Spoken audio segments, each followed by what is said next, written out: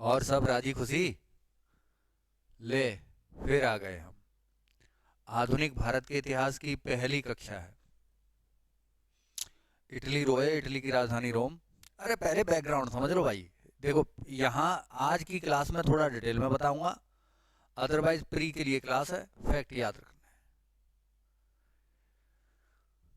काय का बॉक्स, वो कौन सा, Vasco da Gama, Vasco da Gama, ठीक है ना। अरे मुझे तो बोलने में प्रॉब्लम आती है। 1498 कालीकट का अपना बंदरगाह, उसका नाम रख दिया कि भारत की खोज की। कंसेप्ट समझना, हजारों, 12वीं शताब्दी, 7वीं शताब्दी, 8वीं शताब्दी, 9वीं शताब्दी, सब में व्यापार चलता रहा भारत से। पूर्वी क्षेत्र से यूरोप वाले व्यापार करते रहे। अरे वो पहले भी आते थे, लेकिन इस आदमी के आने से एक बड़ा प्रभाव पड़ा। पुत्र अड़ा, डेढ़ फंसा, पीढ़ी ईड़ी, सब याद करेंगे यार। देखो, पहले तो ये समझ लो ये आए कैसे कैसे थे। ई ससुरा अंग्रेजी नहीं बोलत बा, ये बहुत बढ़िया।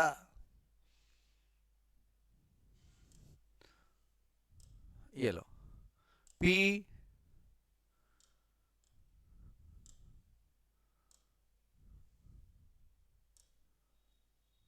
अरे कहाँ गया।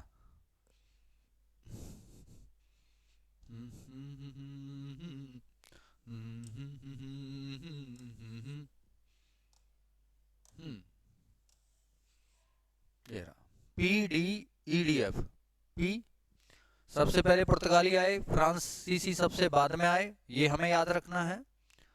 और सबसे पहले आए हैं और सबसे एंड में गए भी हैं, 1498 और 1961 में गए हैं, बिल्कुल समाप्त हुए पुर्तगाली यहाँ से।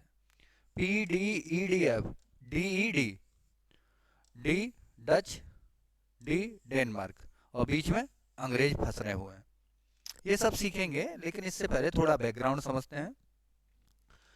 काहे का आधुनिक भारत, काहे का आधुनिक भारत का इतिहास। ये हमारा इंडिया रहवा, ये यूं मुड़ मुड़ के यहाँ हम यूरोप बना देवा, थोड़ा सा और यहाँ टेढ़ा कर लेते हैं ऊपर की ओर। ये ससुरा मिस्र रहवा, और ये यहाँ पे ले लीजिए मलक्का, मलेशिया प्रायद्वीप मानिए ये पूरा यहाँ पे। और इहन रही फारस की खाड़ी, ये है क्या बोलते हैं इसे, ओमा, फारस में हज मज है, ओमान, हरमुज की जल संधि है यहाँ पे। यहीं पे हरमुज का एक टापू सा है। पूरी कहानी समझेंगे इसको, तब आगे बढ़ेंगे। और यहाँ पे मिलेगा आपको इटली, कहीं थोड़ा आगे जाके तुर्की, तुर्की के बराबर राइट हैंड साइड। और यहीं पे आप देखेंगे वो मिस्र मिलेगा, यहाँ पे चोट सी निकली हुई होगी ऊपर की ओर, मिस्र मिल जाएगा। 12वीं शताब्दी से पहले और उससे लेटर में 15वीं शताब्दी तक मान लो आप, व्यापार चलता था। पूर्वी देशों की चीजें पश्चिमी देशों में जाती थी, पुनर्जागरण हो गया था, चीजें और मशीनें बन गई थी। मशीनें बनी तो दो चीज की जरूरत पड़ी, कच्चा माल चाहिए और प्रोडक्ट बिकना भी चाहिए। कच्चा माल कहाँ अवेलेबल था, या तो इधर अमेरिका में गए थे ये लोग। अमेरिका देखो, पूरब को जीतना फिर भी कठिन रहा, बहुत देर में पूरब कब्जे में आया। लेकिन इस ससुरे यूरोप वाले कब्जा अमेरिका पे जल्दी कर लिए। ये जो आज तने हुए खड़े रहते हैं अमेरिकी, हमको लूटने में देर लगी, उस ससुरे पहले ही लूट लिए थे। अब देखो, दो तीन बातें रही, एक तो कच्चा माल की आवश्यकता थी, दूसरा एक कंसेप्ट और है, क्योंकि वो यूरोपीय देश ऊपर वाले लेटीट्यूड पे स्थित हैं, अक्षांश रेखाओं पे। थोड़ा अपेक्षाकृत मौसम ठंडा है और गर्म मसाले गर्म जगह में बनते हैं। मांस उन्हें खाना है, पकाना है, तो अच्छे मसाले की भी आवश्यकता है। मसाले भी चाहिए, प्लस जो हमने प्रोडक्ट बनाया है वो भी बेचना है, और रॉ मटेरियल भी चाहिए। और रॉ मटेरियल जितना सस्ता मिल जाएगा उतना बेहतर होगा। 12वीं शताब्दी तक, पूरे 12वीं, 13वीं, 14वीं शताब्दी पर पूरे व्यापार पर इटली का एक अधिकार था। देखो होता क्या था ई ससुरा कुछ व्यापार करते थे मिस्र के रास्ते से, मिस्र से इटली के शहरों तक पहुंचाया जाता था, नक्शे में देखिएगा आप। और कुछ फारस की खाड़ी से व्यापार करते हुए पैदल मार्ग से ले जाके आगे इटली तक पहुंचाया जाता, मतलब रोम के देशों, विभिन्न रोम के इटली के विभिन्न क्षेत्रों तक पहुंचा दिया जाता था। अब यूरोप के कई देश, इटली ने उन्नति कर ली भाई, तू मुझसे दुखी मैं तुझसे दुखी, छत पे जा छलांग लगा, तू भी सुखी मैं भी सुखी। इटली कर रहा था तरक्की, इटली के लोग अमीर हो रहे थे, यूरोप वासी, अन्य देश, यूरोप में रहने वाले उससे जलने लगे। हर देश खोज कर रहा था कि इटली को छोड़े, इटली के इस व्यापार पर कैसे नियंत्रित किया जाए, इससे बचा जाए। इसी क्रम में थोड़ा और ज्यादा डीप में जाएंगे और प्रॉब्लम होगी, तो पुर्तगाली व्यक्ति और गुजरात के नाविक की सहायता से, उसका नाम और देख दो, ये किताब उठाना, नाम और है गुजरात का जो नाविक है अब्दुल मजीद ऐसे कर कुछ नाम होगा उसका, उसकी सहायता से, अभी देख के बता देता हूं, चलिए तब तक आगे बताता हूं मैं। उसकी सहायता से वास्को डी गामा यहाँ कालीकट पे 1498 में आ गया। ये जो इसमें थोड़ा कहीं आपको 55 गुना या 60 गुना ले, जितना व्यापार इसने किया लगभग 60 गुना मुनाफा कमाया। 1498 में आया, ये लौट के गया। इससे पहले भी एक है दिया धर के केप ऑफ गुड ऑफ दिया, ये दक्षिण अफ्रीका का जो निचले वाला हिस्सा है, दक्षिण अफ्रीका का नीचे वाला हिस्सा देखेंगे तो ये साउथ अफ्रीका ही बोलते हैं इसे। तो यहाँ पे है केप ऑफ गुड होप, एक छोटी सी, जब समुद्र के हिस्से में एक ऐसी इकाई सी बाहर निकल जाती है जुड़ी हुई मुख्य भूमि से, तो इसे केप बोलते हैं। अच्छी आशा, उत्तमांशा द्वीप भी सही कहेंगे। इसकी खोज बार्थोलोमेओ डियाज नाम है उसका, लास्ट में आएगा डियाज या दियाज, उसने कर दी थी। वहां तक आके वो लौट गया। इसके बाद वास्को डी गामा 1498 में आ गया। इसके व्यापार का पता कि 60 गुना मुनाफा कमाया है, इस बात का पता पुर्तगाली राजा को पता लगा। तो पुर्तगाली राजा ने 1501 में, 1500 सन कौन सी है, 1501 में, 1501 में पूरा व्यापार जो पूरब के साथ होगा ये घोषित कर दिया कि इस पर राजा का नियंत्रण होगा, राजा के अंतर्गत ही यह व्यापार किया जाएगा। इसीलिए अधिक शक्ति प्राप्त हो गई किसको, पुर्तगाली कंपनी को। अब ये इनके जहाज अच्छे थे, तेज गति से चलते थे, भारतीय और मिस्र के जहाजों और तुर्की के जहाजों की अपेक्षा। अब जब डायरेक्ट पुर्तगाल यहां से माल लेने लगा, आप समझिए, तो कौन कौन देशों पे प्रभाव पड़ा, मिस्र पे पड़ा, तुर्क पे पड़ा, और जो यहाँ के व्यापारी थे जो मुस्लिम रहा करते थे उन पर पड़ा, और कुछ राज्यों पर भी पड़ा।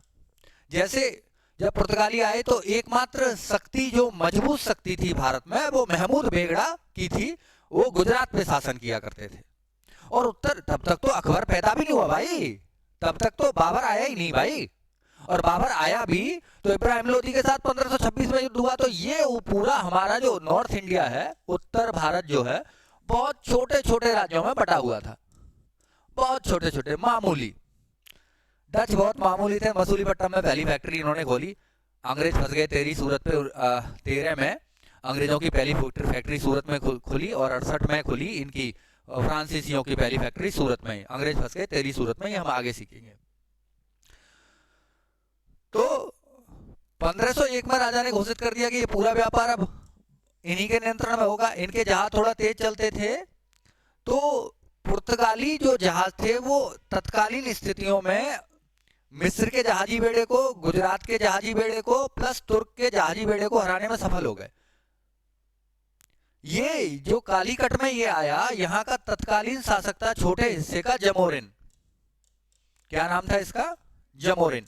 ये जमोरिन ने ही वेलकम्ड, उसने स्वागत किया किसका, वास्को डी गामा का। और उसका नाम अगर मिल जाए तो अच्छी बात है, जरा आप देखिए इसमें मिल जाएगा, तब तक बता दूंगा उस गुजराती नाविक का नाम क्या था। अब्दुल मजीद, अभी आता है देख के बता दूंगा क्योंकि वो ना नाम भी जरूरी आता है पेपर में। अब पढ़ाई शुरू करते हैं। पीडीएफ आप अच्छी तरह बोलते हैं, मुझसे भी पीडीएफ मांगते हैं, तो क्या करना है, पीडीईडीएफ पुर्तगाली सबसे पहले, उसके बाद डच, उसके बाद अंग्रेज, उसके बाद डेनमार्क और फिर फ्रांसीसी। क्रम में लगाने का प्रश्न आएगा, यहां से आगे चलते हैं। फिर कंपनियों की स्थापना का क्रम, फिर कंपनियों की स्थापना का, हाँ मजीद लिखा है, अहमद इब्न मजीद, क्या नाम है इसका, अहमद इब्न मजीद। ये गुजराती नाविक था, इसकी सहायता से ही कोलंबस काय को, ये सोच कोलंबस खोज रहा था इंडिया को, वो पहुंच गया अमेरिका, और अमेरिका पहुंच गया तो अब आप समझिएगा बोला ये ही इंडिया है, बाद में पता चला ये इंडिया नहीं है।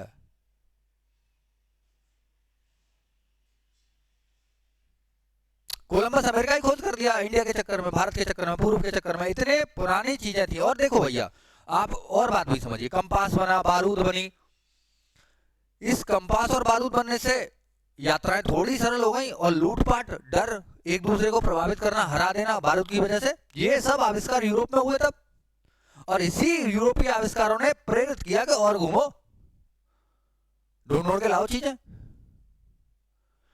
अब इनकी कंपनियां हैं, इन कंपनियों के कुछ के नाम भी याद करने हैं। पुत्र, अड़ा, डेढ़, फंसा, फंस जान दो, हमें कोई प्रॉब्लम नहीं है। पुत्र ये बहुत पुरानी ट्रिक है। पुत्र पुर्तगाल पहले 1498 में, अड़ा अंग्रेज 1600 में, डेढ़ डच 1602 में, डेनमार्क, और लास्ट में फ्रांसीसी 1664 में। पुर्तगालियों का मैंने बताया सबसे पहले आए हैं 1498 में, 1498 में, और 1961 में गए हैं कहाँ गया ये रहा, 1498, 1961 में गोवा स्वतंत्र कराया था इन लोगों से, ये है। अब आ जाते हैं व्यापार पे। पुर्तगालियों का एकमात्र उद्देश्य, पहला उद्देश्य था क्या, business, this is called business. But दूसरा उद्देश्य क्या था, सेकेंडरी क्या था, ईसाई धर्म का प्रचार। इस ईसाई धर्म के प्रचार की वजह से लोगों में तनाव उत्पन्न हो गया, बिजनेस गया गड्ढे में।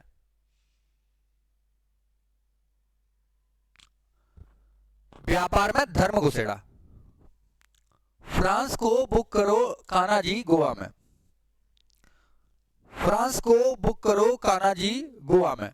Francisco de Almeida, blue water policy बनाई इसने। बुक अल्बुकर्क नहीं, फ्रांस को कोचीन, देखो ऐसे ऐसे समझा दो, फ्रांसिस्को डी अल्मेडा को कोचीन में पहली फैक्ट्री लगाई, बुक अल्बुकर्क। इसके बाद आया फ्रांसिस्को डी अल्मेडा के बाद दूसरे नंबर का जो गवर्नर जनरल, इसे कहिए गवर्नर था या वायसराय था, उसका नाम था अल्बुकर्क। करो कान्हा जी, इसके बाद है डी कान्हा, और लास्ट में है गोवा। देखो यहाँ मैं कुछ चीज समझाता हूँ बड़ा, अगर आपने ये, आपको ये हिंट याद होगी ना, पूरा फैक्ट आप निकाल लेंगे। कैसे निकालेंगे इसे समझते हैं। फ्रांस, पहला वायसराय कौन था, फ्रांसिस्को दी अल्मेडा। पुर्तगालियों की पहली फैक्ट्री कहाँ स्थापित हुई, कोठी, तो Cochin. Book Francisco de Almeida के बाद कौन आया, बुक अल्बुकर्क। करो कान्हा जी गोवा में, डी कान्हा। इसके बाद अल्बुकर्क के बाद कौन आया, डी कान्हा, गोवा। अब देखो ये गोवा जो है नीचे है, गोवा जीता अल्बुकर्क ने है बीजापुर के सुल्तान से, बीजापुर के सुल्तान से जीता किसने है, अल्बुकर्क ने। मुख्यालय बनाया डी कान्हा ने। दोनों नाम आस पास हैं, पहले जीतने वाला ये और मुख्यालय बनाने वाला डी कान्हा। मुख्यतः तीन ही है, बाकी बात कुछ और भी रहे तो उनके नाम अभी, ऐसे तो पुर्तगालियों का इतिहास ही पढ़ोगे भारत में तो 15-20 किताब पढ़नी पड़ेगी। पहला पुर्तगाली वायसराय फ्रांसिस्को डी अल्मेडा था, तथा उसके बाद डी कान्हा, वो जो भी है क्या नाम है इसका, अल्बुकर्क, फिर डी कान्हा। ये क्रमानुसार है। पुर्तगालियों ने भारत में पहली फैक्ट्री कहाँ लगाई, कोचीन में। पुर्तगाली साम्राज्य का वास्तविक संस्थापक अल्बुकर्क था। अल्बुकर्क ने गोवा को बीजापुर के सुल्तान से जीता। पुर्तगालियों ने हुगली को लूटपाट का केंद्र बनाया। ये आ चुका है, इसे इंपोर्टेंट है। डी कान्हा ने गोवा को मुख्यालय बताया, ये मैंने आपको अभी समझा दिया था। अब कार्टेज व्यवस्था क्या थी, आगे से जितनी कहानियां बताई हैं बैकग्राउंड कम बताऊंगा क्योंकि समय बहुत कीमती है। प्री वाली क्लास है तो प्री के हिसाब से पढ़ लेते हैं। ये मैंने बता दिया, डच बहुत मामूली थे। डचों की पहली फैक्ट्री कहाँ लगी थी, मामूली, मसूलीपट्टनम में। कार्टेज व्यवस्था, और भारतीय जहाज के कप्तानों को गोवा के वायसराय से लाइसेंस लेना पड़ता था। देखो सीधी बात समझो, ये चौथे एक तरीके की कार्टेज व्यवस्था। ये तुम्हारे जहाजों को डुबो देंगे, इनके पास बारूद है। देखो एक और बात है, गति का अंतर ये था कि ये तुम्हें पकड़ सकते थे, तुम इन्हें नहीं पकड़ सकते थे, इनके जहाज तेज चलते थे। पुर्तगालियों द्वारा समुद्री व्यापार के लिए जारी किए गए व्यापार लाइसेंस व्यवस्था को कॉर्टेज व्यवस्था कहा गया। देखो ये भारत में प्रवेश होने के दो रास्ते थे। एक तो फारस की खाड़ी होके आ सकते थे, जहां से कच्चा माल इंपोर्ट किया, यहाँ से थोड़ा दूर है लेकिन दिमाग में रखना, फारस की खाड़ी देखना वर्ल्ड के नक्शे पे, उसमें यहाँ पे दो देश, क्योंकि तब जो नहरें थी वो तब नहरें तो नहीं बनी थी, उस समय तो नहीं थी सुएज नहर। अब क्या है, अब सुएज नहर है तो अब रास्ता अभी भी सरल हो गया है, तो पहले कच्चे पे मतलब भूमि पे होके जाना पड़ता था। तो इन्होंने क्या किया, ये हरमुज का जो स्थान है यहाँ पे अपना कब्जा कर लिया, यहाँ पे अपने जहाज तैनात कर दिए। तो अब कोई भी इधर होके आएगा तो उसे मार के गिरा देंगे। इधर वाली पॉलिसी ब्लू वाटर पॉलिसी है ये, तो इन पे कब्जा हो गया।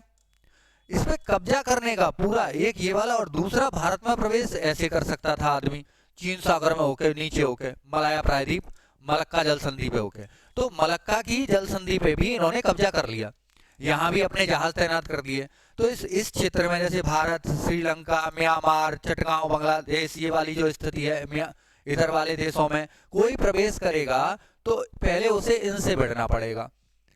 जो आदमी पहले से किसी सुरक्षित स्थान पे है उसके रास्ते में होके निकलना कठिन था। आप समझ लीजिए, जाओगे तो कॉर्टेज दोगे, नहीं जाओगे तो डुबो दिए जाओगे, कहानी खत्म। अगली वीडियो में आगे बढ़ेंगे। Have you nice day, very take care, ciao ciao, bye bye. Page number 2 से देखना शुरू कर रहे हैं।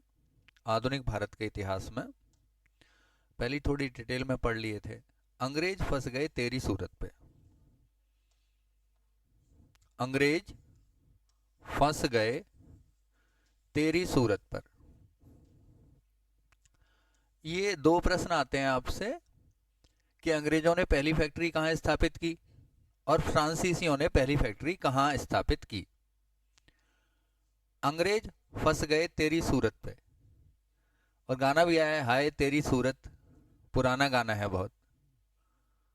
अंग्रेजों की पहली फैक्ट्री, अंग्रेज का मतलब अंग्रेजों की पहली फैक्ट्री, फंस फ्रांसीसियों की पहली फैक्ट्री, दोनों कहां है, सूरत में। सूरत कहां है, गुजरात में। अंग्रेजों की जो पहली फैक्ट्री है तेरी, 13 में 1613 में अंग्रेजों ने पहली फैक्ट्री स्थापित की सूरत में। फ्रांसीसियों ने भी अपनी पहली फैक्ट्री कहां स्थापित की, सूरत में, लेकिन सन क्या है, 1668, 1668। एक और प्रश्न आपसे देखा जाएगा कि कलकत्ता जो शहर है उसकी स्थापना किसने की, या ये कहिए कि आधुनिक रूप से जो इस परंपरागत रूप से कलकत्ता को बसाने का श्रेय किसको जाता है। कलकत्ता में जॉब लग गई भाई हमारी, तो कलकत्ता में जॉब लग गई, किसी की लगेगी भी वहां जॉब। जॉब चारनाक नाम है जिनको जाना जाता है कलकत्ता की स्थापना के लिए। देखिए ब्लू वाटर पॉलिसी के बारे में मैं पहले पिछली वीडियो में बता चुका हूं आपको। ब्लू वाटर फंस गया, फ्रांसिस्को डी अल्मेडा, ये पॉलिसी दी किसने थी, फ्रांसिस्को डी अल्मेडा ने। नीला जल योजना, ये उसने हिंद महासागर में पुर्तगालियों की स्थिति को मजबूत करने के लिए प्रयोग की थी। उस्ताद का पुत्र आया है, पुर्तगालियों की जो कंपनी थी उसका नाम पूछेगा, उस्ताद, एस्तादो, एस्तादो दा इंडिया। इनकी जो कंपनी का नाम था वो था एस्तादो दा इंडिया। यहां समझते हैं कान्हा जी की चप्पल पंडित जी पेरिस ले गए। कंसेप्ट है कर्नाटक के युद्ध। ये इतने बड़े सिलेबस हैं कर्नाटक के तीनों युद्ध के, एक एक घंटे एक एक युद्ध के लिए चाहिए। इन्हें मैं डिटेल में पढ़ाऊंगा, यूट्यूब पे फ्री में मिलेंगे आपको, वो अलग बात है। मुझे आपको कर्नाटक के युद्ध का बैकग्राउंड बताऊं तो ऑस्ट्रिया में युद्ध चल रहा था, ऑस्ट्रिया वाले युद्ध में उत्तराधिकार का युद्ध था, वहां इन्वॉल्व था ब्रिटेन, और ये इनकी लड़ाई ब्रिटेन और फ्रांस की चल रही थी। यूरोप में भी, यूरोप में तनाव आया, भारत में तनाव आना शुरू हो गया।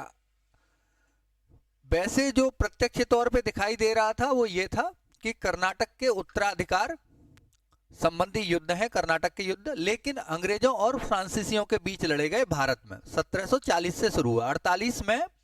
1748 में एक्स ला चैपल या ला चैपल, कहीं भी कुछ भी लिखा हो, इसकी संधि से पहले कर्नाटक युद्ध का अंत हुआ। डिटेल में भी पढ़ेंगे, लेकिन पहले मैं याद कराता हूं क्या है। कान्हा जी की चप्पल पंडित जी पेरिस ले गए। कान्हा, प्रथम कर्नाटक युद्ध। चप्पल, चैपल, एक्स ला चैपल की संधि से अंत हो गया। इसके बाद पंडित, पांडिचेरी की संधि से किसका अंत हुआ? द्वितीय कर्नाटक युद्ध का। पेरिस, पेरिस की संधि से किसका अंत हुआ? तृतीय कर्नाटक युद्ध का। भारत में इंग्लैंड और फ्रांस के बीच 18वीं शताब्दी के मध्य अपने वर्चस्व की स्थापना की कोशिशों को लेकर हुए युद्ध को कर्नाटक युद्ध कहते हैं।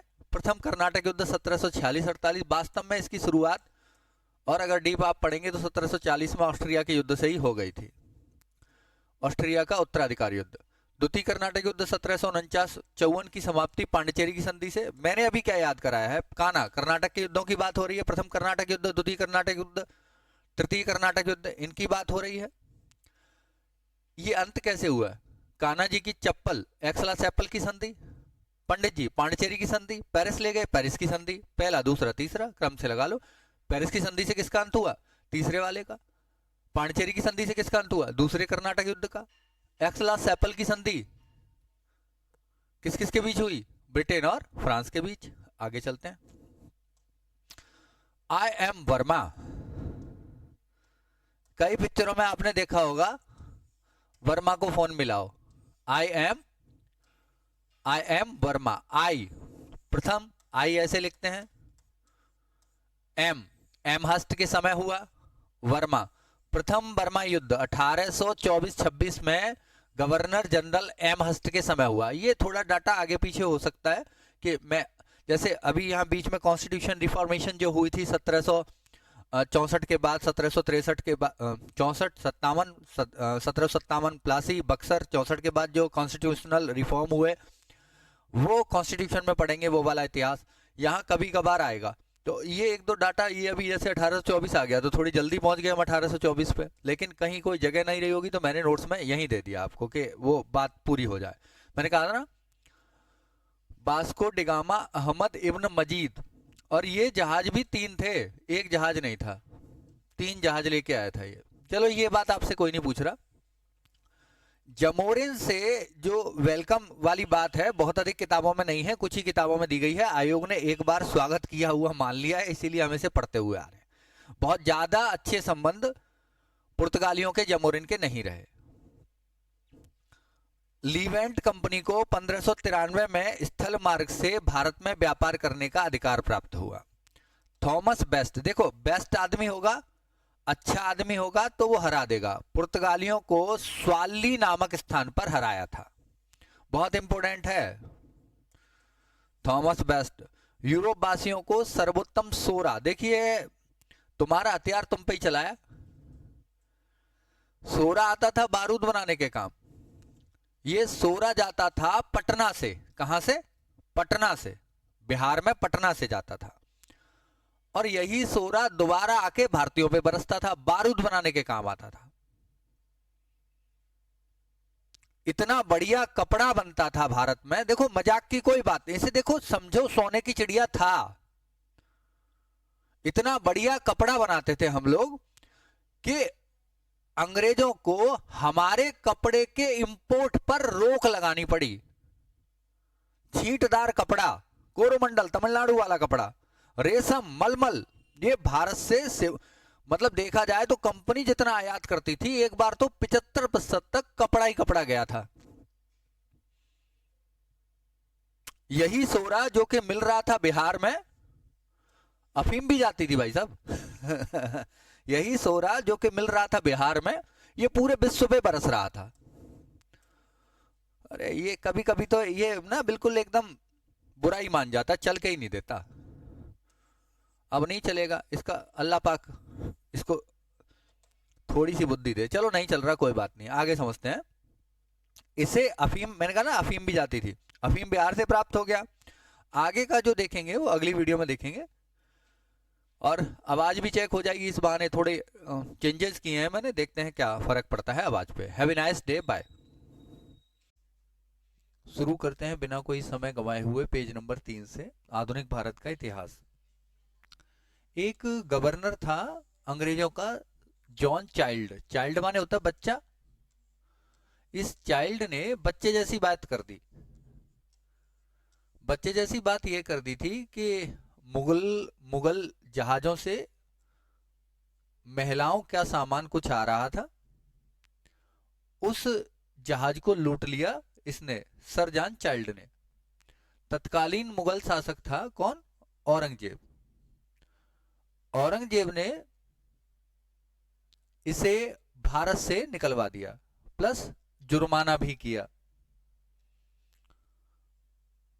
सर जॉन चाइल्ड पे। यहां समझना यह है कि कभी जब अंग्रेजों की शुरुआत थी तब मुगल इतने शक्तिशाली थे कि अंग्रेज गवर्नर को पकड़कर सामने दरबार में ला सकते थे और उस पर जुर्माना कर सकते थे और भारत से बाहर भेज सकते थे।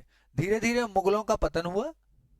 बच्चे ने, चाइल्ड ने बच्चे जैसी बात कर दी और जहाज लूट लिया। जहाज लूटने का परिणाम यह हुआ कि औरंगजेब ने उसे अपने दरबार में पेश करवा लिया और भारत से निकाल दिया।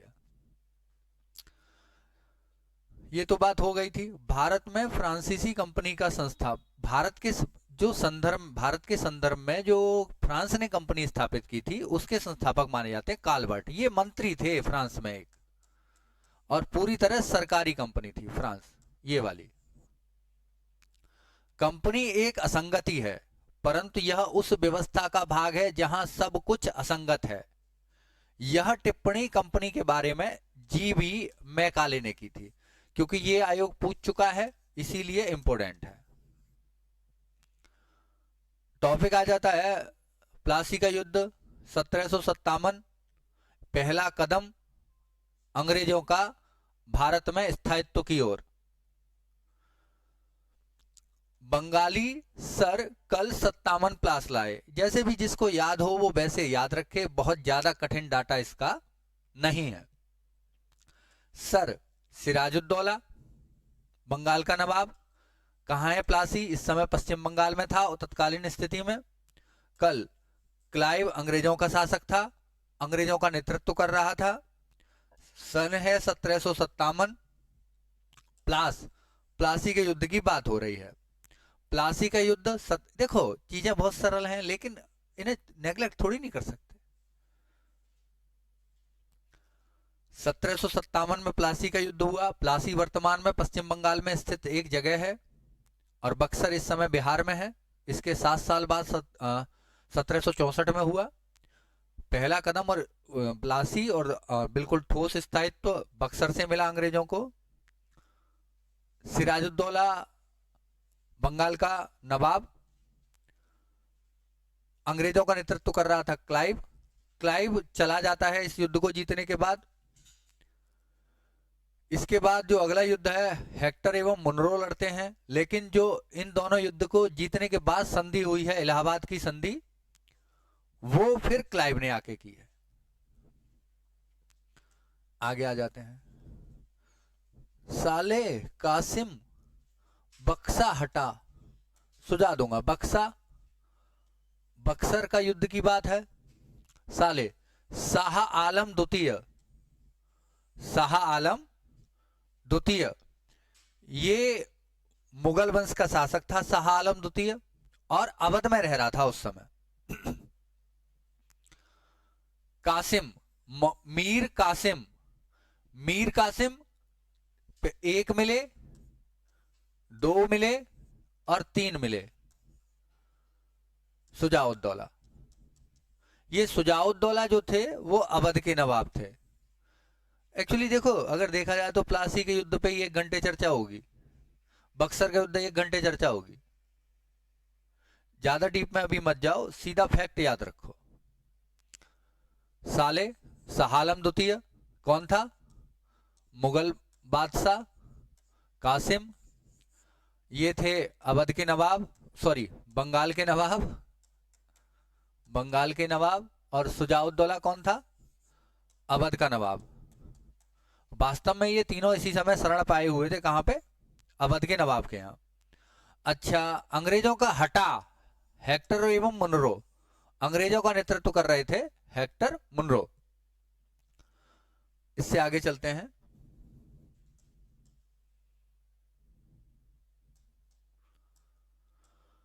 बड़े सेठ ने लाली कूट दी।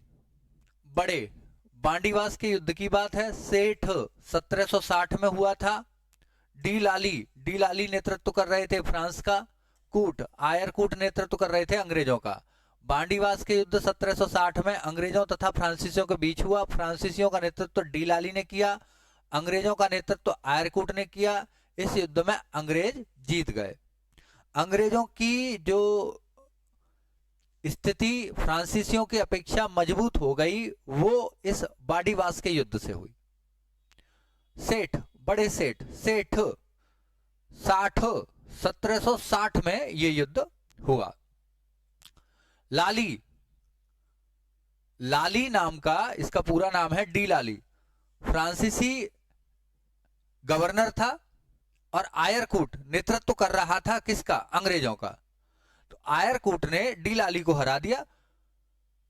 डी लाली उतना, देखो मैं बताता हूं, फ्रांसीसियों की हार में उनकी एकता न होना भी एक कारण था। उनका बद दिमाग होना, बहुत ज्यादा बोलना, अपने मित्रों से अपशब्द कहना, ये सब चीजें भी फ्रांसीसियों की हार में शामिल थी। अपेक्षाकृत अंग्रेजों के उनकी थल सेना बड़ी थी कभी कभार तो, लेकिन उनकी जल सेना नेवी, फ्रांसीसियों की जल सेना कमजोर थी अपेक्षाकृत अंग्रेजों के। जब दूसरे देश में जाके लड़ोगे तो दोनों सेनाओं की आवश्यकता है। बहुत बार ऐसा हुआ कि फ्रांसीसी हर समय हावी रहे अंग्रेजों पे जमीन पे, लेकिन बाहर से मदद चाहिए, हथियार चाहिए, तो वो फ्रांसीसियों के पास नहीं पहुंच पाए। इससे आगे चलते हैं। साले दीवान, साले दीवाने आप अपने दोस्तों में बोलते भी होंगे। साले, शाह आलम द्वितीय दीवाने, दीवानी प्रदान की। जब इलाहाबाद की संधि हुई, यह प्रश्न आता है, बक्सर के युद्ध के बाद 1765 में जब इलाहाबाद की संधि हुई, दो संधियां हुई, पहली और दूसरी, तो आखिर दीवानी प्रदान कर, जब शाह आलम से युद्ध हुआ तो दीवानी भी शाह आलम ही प्रदान कर देगा। बक्सा हटा सुजा दूंगा, हटा हेक्टर मुनरो, सुजा सुजाउद्दौला, बक्सा बक्सर का युद्ध, साले शाह आलम द्वितीय ने अंग्रेजों को बंगाल की दीवानी प्रदान की। अच्छा, एक दो तीन चीजें इससे बड़ी याद हो जाएंगी। ये बाप बेटे हैं तीनों। शाह आलम द्वितीय का बेटा है अकबर द्वितीय, अकबर द्वितीय का बेटा है बहादुर शाह द्वितीय, जिसे जफर भी कहते हैं, बहादुर शाह जफर द्वितीय। अगर देखा जाए तो ये इसके बाबा हैं, ये इसका नाती है, ऐसे करके कहानी है। और तीनों में देखो द्वितीय द्वितीय द्वितीय क्रमानुसार है। तो मैंने कहा था साला अकबर बहादुर है, ये साले से मैं कई बार बता चुका हूं। शाह आलम द्वितीय अकबर, इसके बाद गद्दी पे बैठा अकबर द्वितीय, फिर तीसरा है बहादुर शाह जफर या बहादुर शाह द्वितीय, अंतिम मुगल शासक। इसे ऐसे समझते हैं, शाह आलम द्वितीय कंपनी के संरक्षण में बनने वाला पहला पेंशन भोगी था। देखो इसे ऐसे समझाता हूं। शाह आलम द्वितीय हार गया बक्सर का युद्ध, तीनों सेनाएं मिलकर लड़ी थी अंग्रेजों के खिलाफ, हार गया। अवध की सेना, बंगाल की सेना प्लस मुगल सेना, हार गया। तो अब क्या किया कंपनी ने? राजा को मारा नहीं, आम जन भावना के साथ खेल नहीं किया, राजा को पेंशन भोगी बना दिया कि तुमको साहब 50 लाख रुपए साल मिलेंगे, हम कामकाज दीवानी का हम देख रहे हैं, आप राजा हो। क्योंकि उनमें इतनी ताकत नहीं थी कि पूरे भारत को या जहां जहां मुगलों का शासन है उसको संभाल सकें, इसलिए नहीं लिया कब्जे में। जब आ गई ताकत तो पूरा भारत लिया। इसके बाद जब अकबर द्वितीय, क्योंकि शाह आलम द्वितीय की मृत्यु हो गई तो अकबर द्वितीय गद्दी पर बैठा, तो अकबर द्वितीय कंपनी के संरक्षण में बनने वाला पहला राजा बना, पहला मुगल शासक। इसके बाद इनका बहुत दिन शासन रहा। इसके बाद बहादुर शाह जफर द्वितीय नाम मात्र के राजा रह गए। आगे का अगली वीडियो में देखेंगे। अली का सर ये मुर्शीद कुली खां वगैरह बंगाल में स्वतंत्र शासन। Have a nice day, bye. Topic है जो स्वतंत्र शासन स्थापित किया गया है। औरंगजेब की मृत्यु हो गई, मुगल प्रशासन कमजोर हो गया, बहादुर शाह जो पहला औरंगजेब के बाद बना, बहादुर शाह प्रथम, ये सब खत्म होते गए। अब इनके सूबे थे किसके? मुगलों के, अवध पर। खुद राजा या मुगल प्रशासन का कोई रिश्तेदार शासन नहीं किया करता था, जैसे बेटा भतीजा ऐसे नहीं थे। ये सूबे प्रदान कर दिए गए थे, अलग अलग वंश वहां पर शासन कर रहे थे। 3 मुख्य हैं, और भी हैं, बंगाल वाला, हैदराबाद वाला जिसे निजाम शाही वंश कहते हैं वो, और एक अवध वाला। अवध को बफर स्टेट भी कहते हैं। मजेदार बात यह है कि उन स्थितियों में उत्तर भारत तो लगातार आक्रमण झेलता रहा। सबसे कम आक्रमण झेले विदेशी आक्रमणकारियों के बंगाल ने। लड़ाई झगड़े में नहीं पड़ा तो तरक्की हो गई। इसी तरक्की ने आकर्षित किया अंग्रेजों को कि वहां पर कब्जा लिया जाए। आगे हम सीखेंगे। इटली वाला मैटर और ठीक से बताता हूं। अगर इटली तरक्की नहीं करता, अगर देखो भारत के गुलाम होने में इटली का भी योगदान है। अब इटली वाली अम्मा की बात नहीं कर रहा हूं मैं। अगर इटली अमीर नहीं होता तो उसके पड़ोसी उससे नहीं जलते, वो नई चीजें खोजने के चक्कर में नहीं पड़ते। बोला ये अमीर हो कैसे रहा है? अच्छा हो रहा है, पूरब से आ रहा है माल, तो वो पूरब की खोज में निकल पड़े। और यहां आकर देखो बातें ना सीधी सीधी तो सबकी समझ में आती हैं, और जो व्यंग होते हैं या समझने की बातें होती हैं वो बुद्धिमान लोगों के लिए आती हैं। एक बहुत बड़ी कहानी है सुकरात की, इसी संदर्भ में, घोड़ों के दांत गिनने के संदर्भ में, फिर किसी दिन डिस्कशन करते हैं। पहले बंगाल के स्वतंत्र शासकों का क्रम देखते हैं। देखो इसे ऐसे समझेंगे। बंगाल सूबा था किसका था? मुगलों का। ठीक है।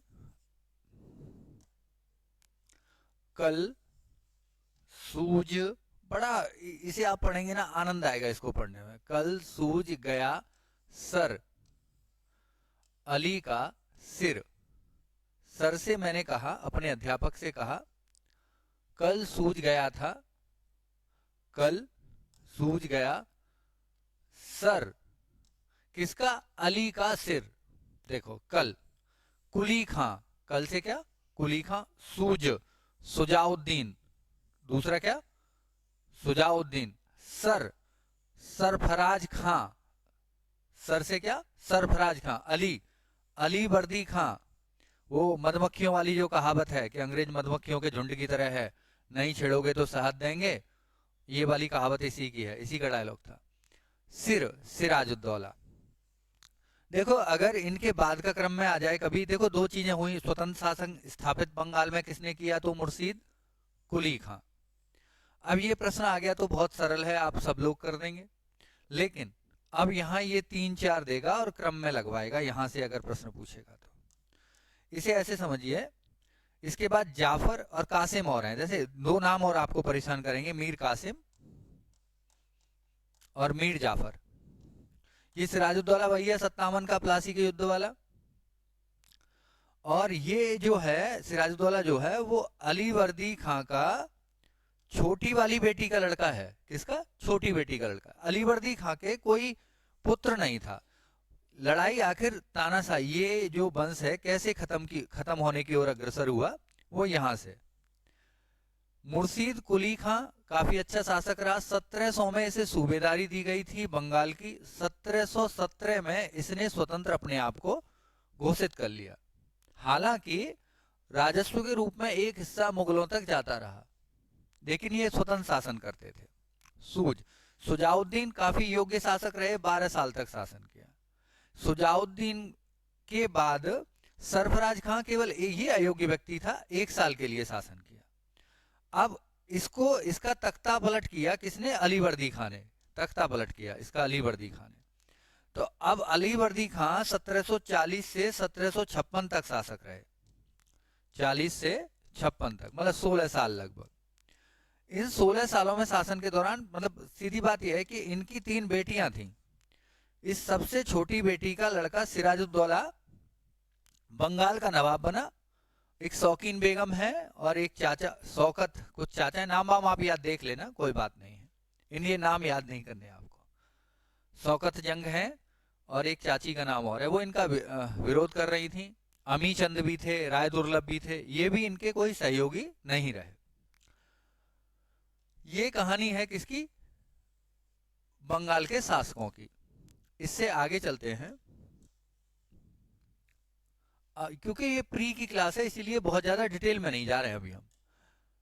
सआदत के सफर में सूझ गया आसिफ, अवध के नवाब। अवध मैंने बताया बफर स्टेट था। बफर क्या है? देखो इसे ऐसे समझो, ये अंग्रेजों का शासन, ये अंग्रेजों का एरिया बंगाल वाला, ये रहा अवध, और यहां रहे मराठे, यहां पूरे मराठे। तो अगर अंग्रेजों पे आक्रमण करना है तो पहले अवध में होके जाना पड़ेगा, इसीलिए बफर स्टेट बने रहने दिया अंग्रेजों ने, बहुत समय तक बने रहने दिया। किसको? अवध को। अवध में स्वतंत्र शासन की स्थापना की थी सआदत खां ने, बड़ा इंपोर्टेंट है इसका। 1739 में नादिर शाह का आक्रमण हुआ था, कहां पे? दिल्ली पे। अब देखो इसकी मृत्यु हुई है 1739 में भी। वास्तव में 1700 इसने कुछ ज्यादा वायदा कर दिया था नादिर शाह से, उतनी रकम नादिर शाह को मिली नहीं, तो इसने अपने आत्मसम्मान के लिए आत्महत्या कर ली। किसने? इसका नाम है सआदत। जहां भी मुझे मिला है मिला है, सआदत, ठीक है, सआदत खां ये नाम मिला है, लेकिन शहादत लिख रहा है। शहादत इसलिए क्योंकि इसने अपनी ईमानदारी के लिए शहीद हो गया। शहादत के सफर में सूझ गया आसिफ। सफर सफदर जंग, इसके बाद जो गद्दी पर बैठा वो सफदर जंग गद्दी पर बैठा। सूझ, इसके बाद सुजाउद्दौला, आसिफ, इसके बाद आसिफुद्दौला। 1757 से 1797 तक ये क्रम इनका भी आएगा, तो क्रम ही आएगा। आगे आ जाओ। हैदराबाद के चने कच्चे हैं, चिन चने कच्चे हैं। चिन किलिच खां, चिन की किलिच खां की उपाधि थी निजाम उल मुल्क। अच्छा एक बात और बता दूं इसके बारे में, सआदत खां के बारे में। ये वास्तव में बहुत एक छोटा मामूली सा सिपाही कहिए या सेना का हिस्सा था मुगल प्रशासन का। इसने अवध के किसानों के संदर्भ में, राजस्व व्यवस्था के संदर्भ में कुछ काम किए, जिससे अच्छी पहचान बनाई वहां। धीरे धीरे इसने तरक्की की और अपनी मृत्यु से पहले यह स्वतंत्र शासन स्थापित कर गया था। किस पे? अवध पे, सआदत अली खां। और इसका एक और विशेष बात थी सआदत अली खां की, चलो अभी याद आ जाएगी तो फिर बताता हूं। हैदराबाद के चने कच्चे हैं, हाँ इसने, ये रही ना बात। जो सैयद बंधु थे ना, जो भारतीय मूल के व्यक्ति थे जिनका दरबार में अधिक प्रभाव था, सैयद बंधुओं के खिलाफ जो विद्रोह हुआ था उसमें सआदत खां शामिल था, उनके विपक्ष में। जब सैयद बंधु हार गए तब इसे इनाम मिला, इसीलिए 7000 का मनसब मिल गया इसको, 7000 मनसब मुगल प्रशासन में। तब इसकी शक्ति बढ़ गई। सैयद बंधुओं के खिलाफ शामिल था, बस इतनी बात याद कर लो। हैदराबाद के चने कच्चे हो गया। अब शहादत वाजिब है। ये वाजिद अली शाह अंतिम थे और सआदत अली खां प्रथम थे। कहां के? इसे बुरहान मुल्क भी कहते हैं। सआदत अली खां का दूसरा नाम क्या है? बुरहान उल मुल्क। बुरहान उल मुल्क कहिए या सआदत खां कहिए या शहादत कहिए, बात एक ही है। वाजिब, वाजिद अली शाह अंतिम नवाब हैं कहाँ के? अवध के। अब शहादत वाजिब उचित है। बंगाल का कुली, कुली किसकी पिक्चर आई थी? अमिताभ बच्चन साहब की। बंगाल का कुली।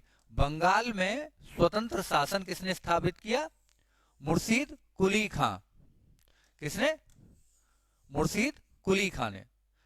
मुगल सम्राट द्वारा नियुक्त बंगाल का अंतिम गवर्नर मुर्शीद कुली खां था। बात ठीक है। एक बात और सिखा देता हूं, यहां हैदराबाद में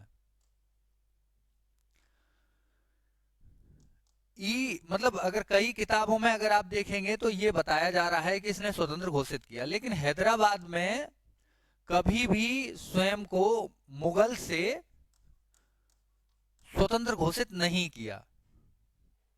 हालांकि प्रश्न आ गया है, आयोग ने पूछ लिया हैदराबाद में स्वतंत्र शासन, तो अपनी स्थिति को सर्वाधिक मजबूत कर लेने वाला था चिनकिलिच खां, निजाम उल मुल्क। और देखो बड़ी मजे की बात है कि निजाम का बड़े किताबों में बड़ी तारीफें लिखी हैं। किसकी? मुस्लिम शासकों की, हैदराबाद के निजाम की। आप देखिए आज भी उन निजाम के नाम से लोग वोट पाते हैं, सरकार बनाने की कोशिश करते हैं। सबसे पहले भारत की बेइज्जती कराने वाले यही निजाम थे। पूछिए कैसे, जानिए। सहायक संधि जो सबसे पहले की है, अंग्रेजों की सेना को अपने राज्य में रखने वाले अपने पैसे से, ये निजामी तो थे। आज जो निजाम बने हुए फिर रहे हैं, सबसे पहले किराए पर सेना लेने वाले और अपने राज्य में खुद को अधिग्रहित करवा देने वाले हैदराबादी तो थे। यही निजाम है, यही निजाम मुल्क है। आगे आइए, ये वन लाइनर हैं दो तीन। इजारेदारी प्रथा को वॉरेन हेस्टिंग्स ने 1772 में लागू किया तथा कंपनी ने दीवानी कार्य के लिए उपदीवान नियुक्त किए हैं। बंगाल में मोहम्मद रजा खां तथा बिहार के लिए राजा सिताब राय। इसे ऐसे याद रखिए, बंगाल मुस्लिम का प्रभावी क्षेत्र था तो बंगाल में मुस्लिम ही किया है मोहम्मद रजा खां, और बिहार के लिए राजा सिताब राय। वह स्वर्ग से उत्पन्न सेना नायक था। ये क्लाइव के बारे में एक कहावत है। प्लासी के युद्ध में सिराजुद्दौला लॉर्ड क्लाइव द्वारा परास्त हुआ, ठीक है। मीर कासिम अपनी राजधानी, अच्छा ये और बता दूं, जब कभी भी इनको मीर कासिम और मीर जाफर को क्रम में लगाना हो, मीर कासिम, देखो अंग्रेजी के अक्षरों में जे पहले आती है, ये भी कभी कभी धोखा देता है बिल्कुल। इसको भी कोई इलाज करेंगे। ब्लैक कैसे हो जाता है पता ही नहीं चलता। जे और के, ठीक है, जे जाफर, के फॉर कासिम। जे पहले आता है तो जाफर पहले, के बाद में आता है तो कासिम बाद में। मीर जाफर जो था सिराजुद्दौला का सेनापति था। कौन था? सेनापति। इसने साथ नहीं दिया था किसका? सिराजुद्दौला का। इसकी भी बड़ी कहानी है। फोर्ट विलियम कॉलेज की एक, वो फोर्ट विलियम जो कोठी थी इसकी, सिराजुद्दौला कहीं विद्रोह को दबाने जा रहा था, अंग्रेज अधिकार करने की कोशिश कर रहे थे कलकत्ता पे, ये कलकत्ता लौट आया, विद्रोह को दबाया नहीं, बाद में विद्रोह भी दबाया, अच्छी बात है। कलकत्ता लौटने पे कलकत्ता जीता, कासिम बाजार जीता, फोर्ट विलियम कॉलेज जीता, फोर्ट विलियम कॉलेज कह रहे हैं, फोर्ट विलियम किला जीता, और वहां कुछ अंग्रेज मारे गए थे अधिकारी। ये पूरी कहानी है इसकी। इसे भी कभी जब डिटेल क्लास पढ़ेंगे तो तैयार करेंगे। भारत में अंग्रेजों का सर्वाधिक विरोध मराठों द्वारा किया गया था। सबसे शक्तिशाली जो प्रतिरोध किया गया वो मराठों द्वारा किया गया। मीर कासिम अपनी राजधानी मुर्शिदाबाद से मुंगेर ले गया। अच्छा, सिराजुद्दौला की हत्या, सिराजुद्दौला मरा नहीं है 57 के प्लासी और बक्सर के युद्ध में। इसकी जो हत्या की है मीर जाफर के बेटे ने पटना में की है। आगे का आगे देखेंगे। Have a nice day, bye. Page number 5 देखेंगे। ये लीजिए, क्षेत्रीय राज्य पंजाब और मैसूर। जो मैसूर राज्य है, मैसूर राज्य उन राज्यों में से है जो तालीकोटा युद्ध के बाद विजयनगर साम्राज्य धीरे धीरे खत्म होता गया, तो उस पर जो उदय हुए राज्यों में से एक राज्य था मैसूर। धीरे धीरे वंश बढ़ते गए, तो वहां राजा कृष्णराज हैं अंतिम, और उनके दो मंत्री हैं जो शासन को ठीक रूप से संभाल रहे हैं, 2 भाई हैं जो मंत्री हैं। मतलब कहानी बहुत लंबी लंबी है, इतिहास का बड़ा आप अगर थोड़ा थोड़ा समझते जाएंगे तो बड़ा आनंद आने लग जाएगा आपको। इतिहास में बोरिंग है, लेकिन अगर आप समझते जाते हैं तो आनंद आने लगता है। तो वो कहानी हम यहाँ नहीं कह रहे हैं। हमें ये याद रखना है कि जो मैसूर के 4 युद्ध हुए उनमें अंग्रेज गवर्नर कौन कौन थे, अंग्रेजों का नेतृत्व कौन कौन कर रहे थे।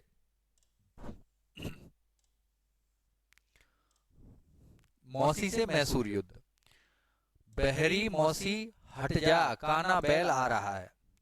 बैल अगर आ रहा है तो किसी भी व्यक्ति को वहां से हट ही जाना चाहिए, क्योंकि हाथी के पांव के नीचे कोई नहीं आता भाई, ठीक है ना। तो बहरी मौसी, आपकी मौसी हैं वो थोड़ा कम सुनती हैं, तो मैंने कहा उनसे बहरी मौसी हट जा, काना बैल आ रहा है। बहरी वेरिल्स्ट, ये मैसूर युद्ध पहला वाला, ठीक है। अंग्रेजों का नेतृत्व कर रहा था कौन, वेरिल्स्ट। अभी कहानी बहुत अच्छी है।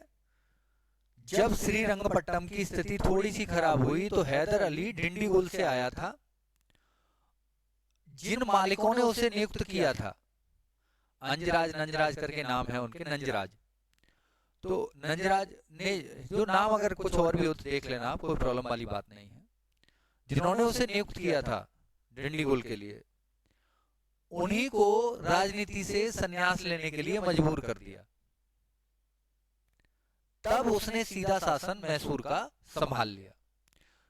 पहला युद्ध जो मैसूर का हुआ है वह हैदर अली और ये वेरिल्स्ट है। स्पष्ट रूप से यह युद्ध, कुछ इतिहासकार कतराते हैं इस बात को लिखने में कि हैदर अली ने जीता था। साफ साफ तौर पे जो संधि शर्तें हैं उनसे स्पष्ट होता है कि हैदर अली विजेता थे। हेस्टिंग्स दूसरा युद्ध है जिसमें वॉरेन हेस्टिंग्स ने अंग्रेजों का नेतृत्व किया है। पहला रहा 1767 से 1769 तक, और ये तीनों कहानियां बड़ी अलग हैं। एक अंग्रेज बीच में घुस रहे हैं, इधर हैदर अली या मैसूर वाला शासक है, ठीक है, मैसूर वाला, इधर हैदर अली, ठीक है, हैदर अली यहाँ का शासन कर रहे हैं। इसके बाद टीपू सुल्तान इनका बेटा, इधर निजाम आएगा इस कहानी में, इधर मराठे आएंगे इसी कहानी में। ये दोनों आपस में लड़ रहे हैं, बीच में अंग्रेज आनंद ले जाते हैं। ये पूरी कहानी इस प्रकार है। आनंद इसलिए ले जाते हैं कि अंग्रेजों के दुश्मन ये भी थे, ये भी थे, ये भी थे, इन्हें तो इन तीनों को ही लूटना था, जबकि ये तीनों भारतीय थे, ये आपस में लड़ मर रहे थे। तो अंत में इन तीनों क्षेत्रों में अंग्रेजों का अधिकार हो जाता है। ये मैसूर युद्ध की कहानी है। हट, दूसरे में हेस्टिंग्स, काना, तीसरे में कार्नवालिस, और अंतिम रूप से जिसने विलय किया है वो वेलेजली है। इतना याद रखना है। द्वितीय हो गया। तृतीय मैसूर युद्ध 1790-92 में कार्नवालिस नेतृत्व करता थे। चतुर्थ मैसूर युद्ध में नेतृत्व करता वेलेजली था। वेलेजली के युद्ध जीतने पर उसे मार्विक्स ऑफ वेलेजली की उपाधि दी गई। आगे आ जाइए। ये विलय वाली बात अभी अलग रखिएगा आप। कौन सी? विलय बाद में हुआ और लेटर, नाम मात्र का शासक बना रहने दिया था इन लोगों ने। चौथा युद्ध है मार्विक्स ऑफ वेलेजली, लॉर्ड वेलेजली के समय हुआ है। विलय आगे बढ़ाऊंगा, आएगा अभी। हद है मौसी मद्रास जाओगी, हद है मौसी मद्रास जाओगी। हद हैदर अली, मौसी मद्रास जाओगी। पहला मैसूर का प्रथम युद्ध मद्रास, मद्रास की संधि से इसका अंत हुआ। पहला मैसूर युद्ध हैदर अली तथा अंग्रेजों के बीच 1767 से 1769 तक हुआ। प्रथम आंग्ल मैसूर युद्ध में हैदर अली की जीत हुई थी। 1769 में मद्रास की संधि से इस युद्ध की समाप्ति हुई।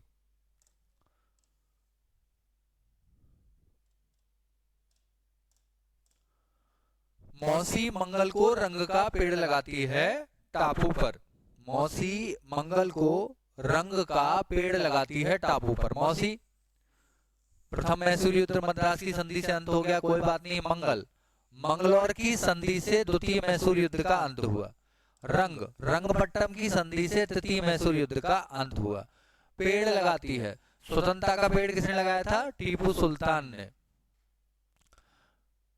टीपू सुल्तान ही जैकोबिन क्लब का सदस्य बना था। फ्रांस का एक क्लब है ये, उसका सदस्य बना था। स्वतंत्र लोग स्वतंत्र जीवन जीना पसंद करते थे।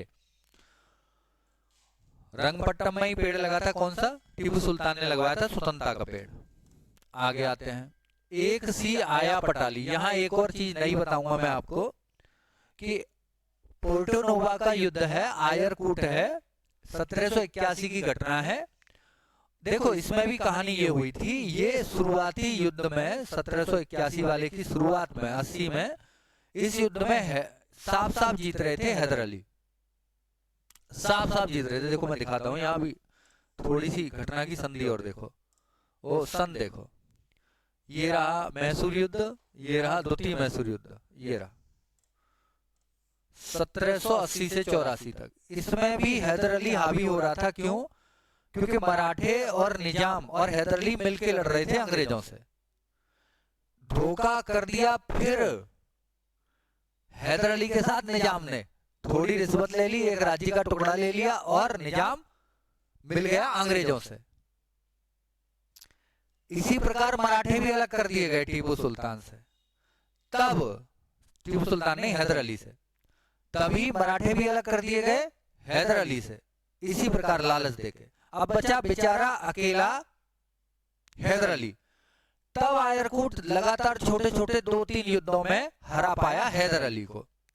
लेकिन 1781 का युद्ध इतिहास में पढ़ाया जा रहा है, आप समझिए, अभी बिल्कुल आप गंभीरता में जाइए।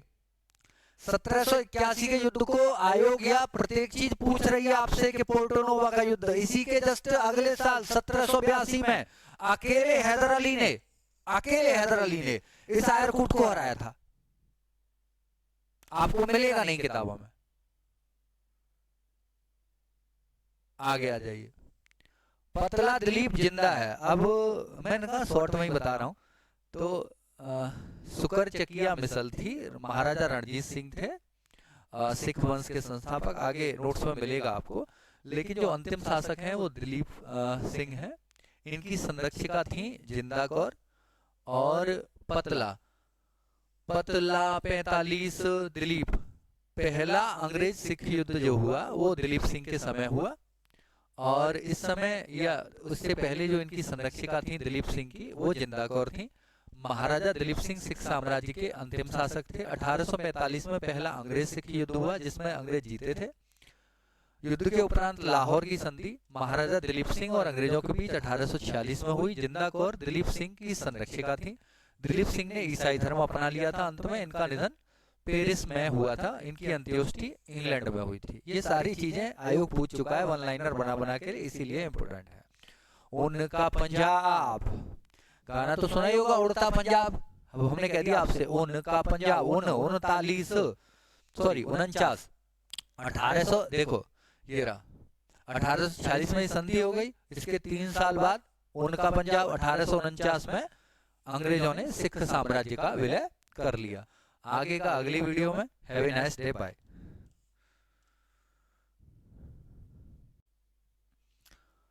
अपना एक मंदिर है भैरव बाबा का, आप सभी को पता होगा। इवन बनारस में तो कोतवाल साहब हैं, ठीक है। तो भैरव वाले राम मंदिर पर चल रहे हैं। हाथरस में एक प्रसिद्ध मंदिर है भैरव बाबा का, वहाँ हर साल मेला लगता है और हर इतवार को भी वहाँ बहुत सारे लोग आते हैं। तो भैरावल की संधि, ये जितनी भी चीजें हैं, रामनगर का युद्ध चल रहे हैं, चिलिया वाला युद्ध, ये सब अंग्रेज और सिखों के बीच हुए हैं। पहली बात तो ये सीधा प्रश्न आ सकता है कि रामनगर का युद्ध किस किस के बीच हुआ। भैरावल की संधि, लाहौर की संधि के बाद एक और संधि हुई, भैरावल की संधि। वास्तव में रणजीत सिंह सीधे सीधे अंग्रेजों से कभी नहीं लड़े, सुकर चकिया मिसल से थे। और इसके बाद मैंने आपको इनका पूरा क्रम याद करा दिया। रणजीत सिंह ने खड़क से, नानी के नौनिहाल सिंह, खड़क सिंह, चंद, चांदकौर, शेर सिंह और दिए दिलीप सिंह। पूरा मैंने आपको क्रम याद करा दिया स्पेशल वाली क्लास में।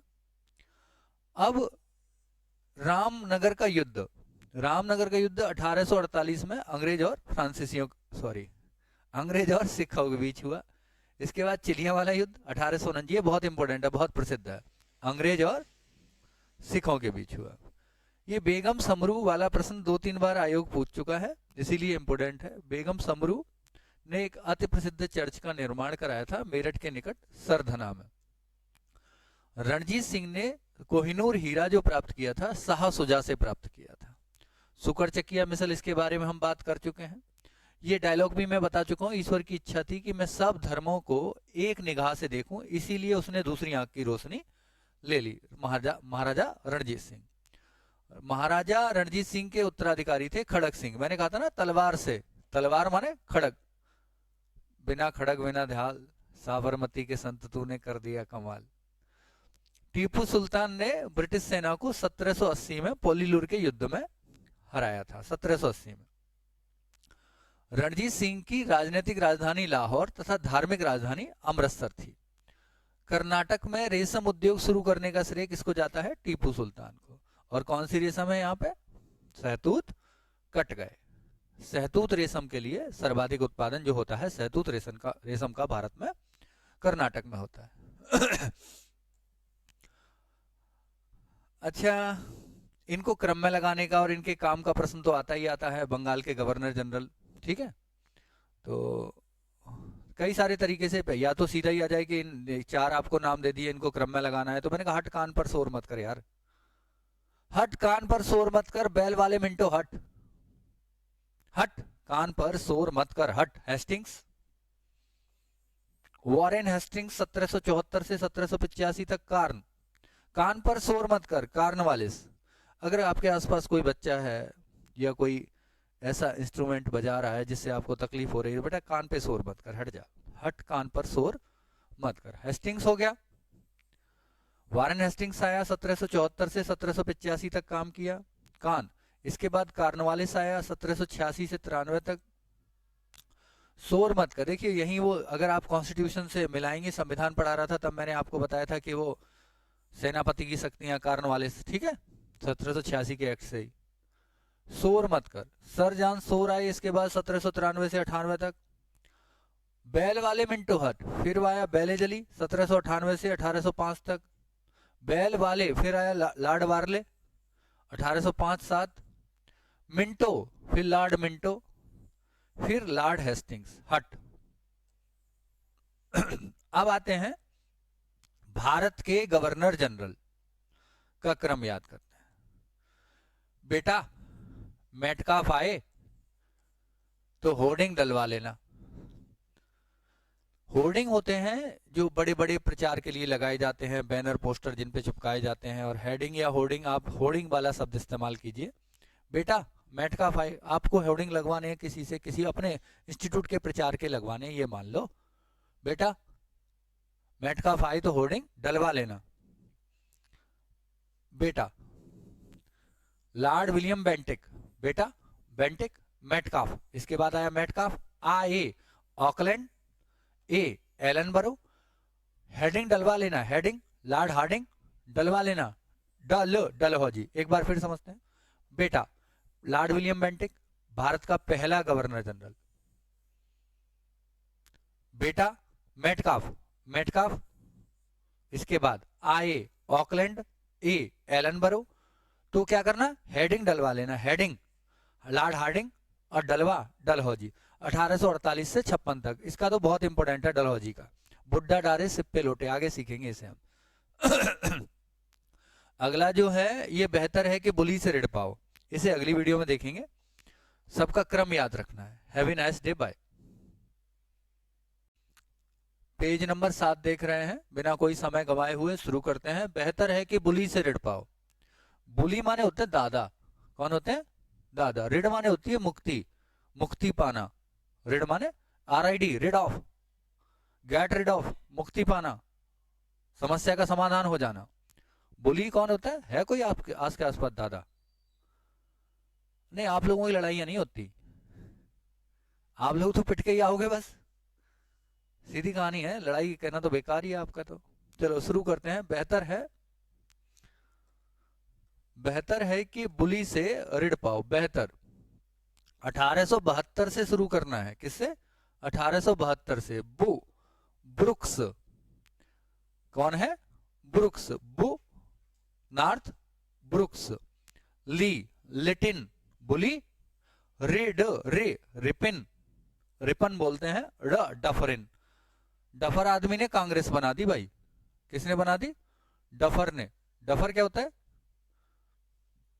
समझ तो गई होगे तुम। अपना अपना जैसे किसी का सिनोनिम आ जाए किसी के नाम का तो वो समझ जाता है। बेहतर 1872 की बात है। हर बार 4-4 साल जोड़ लेंगे। तो पूरा मिटाता हूं फिर समझाता हूं। देखो, बेहतर 1872 से शुरू करो, 4 साल जोड़ लो। 4 साल इसका कार्यकाल रहा। किसका? ब्रुक्स का। यहां से ब्रू ले लिया, ब्रुक्स हो गया। 72 से 76 तक।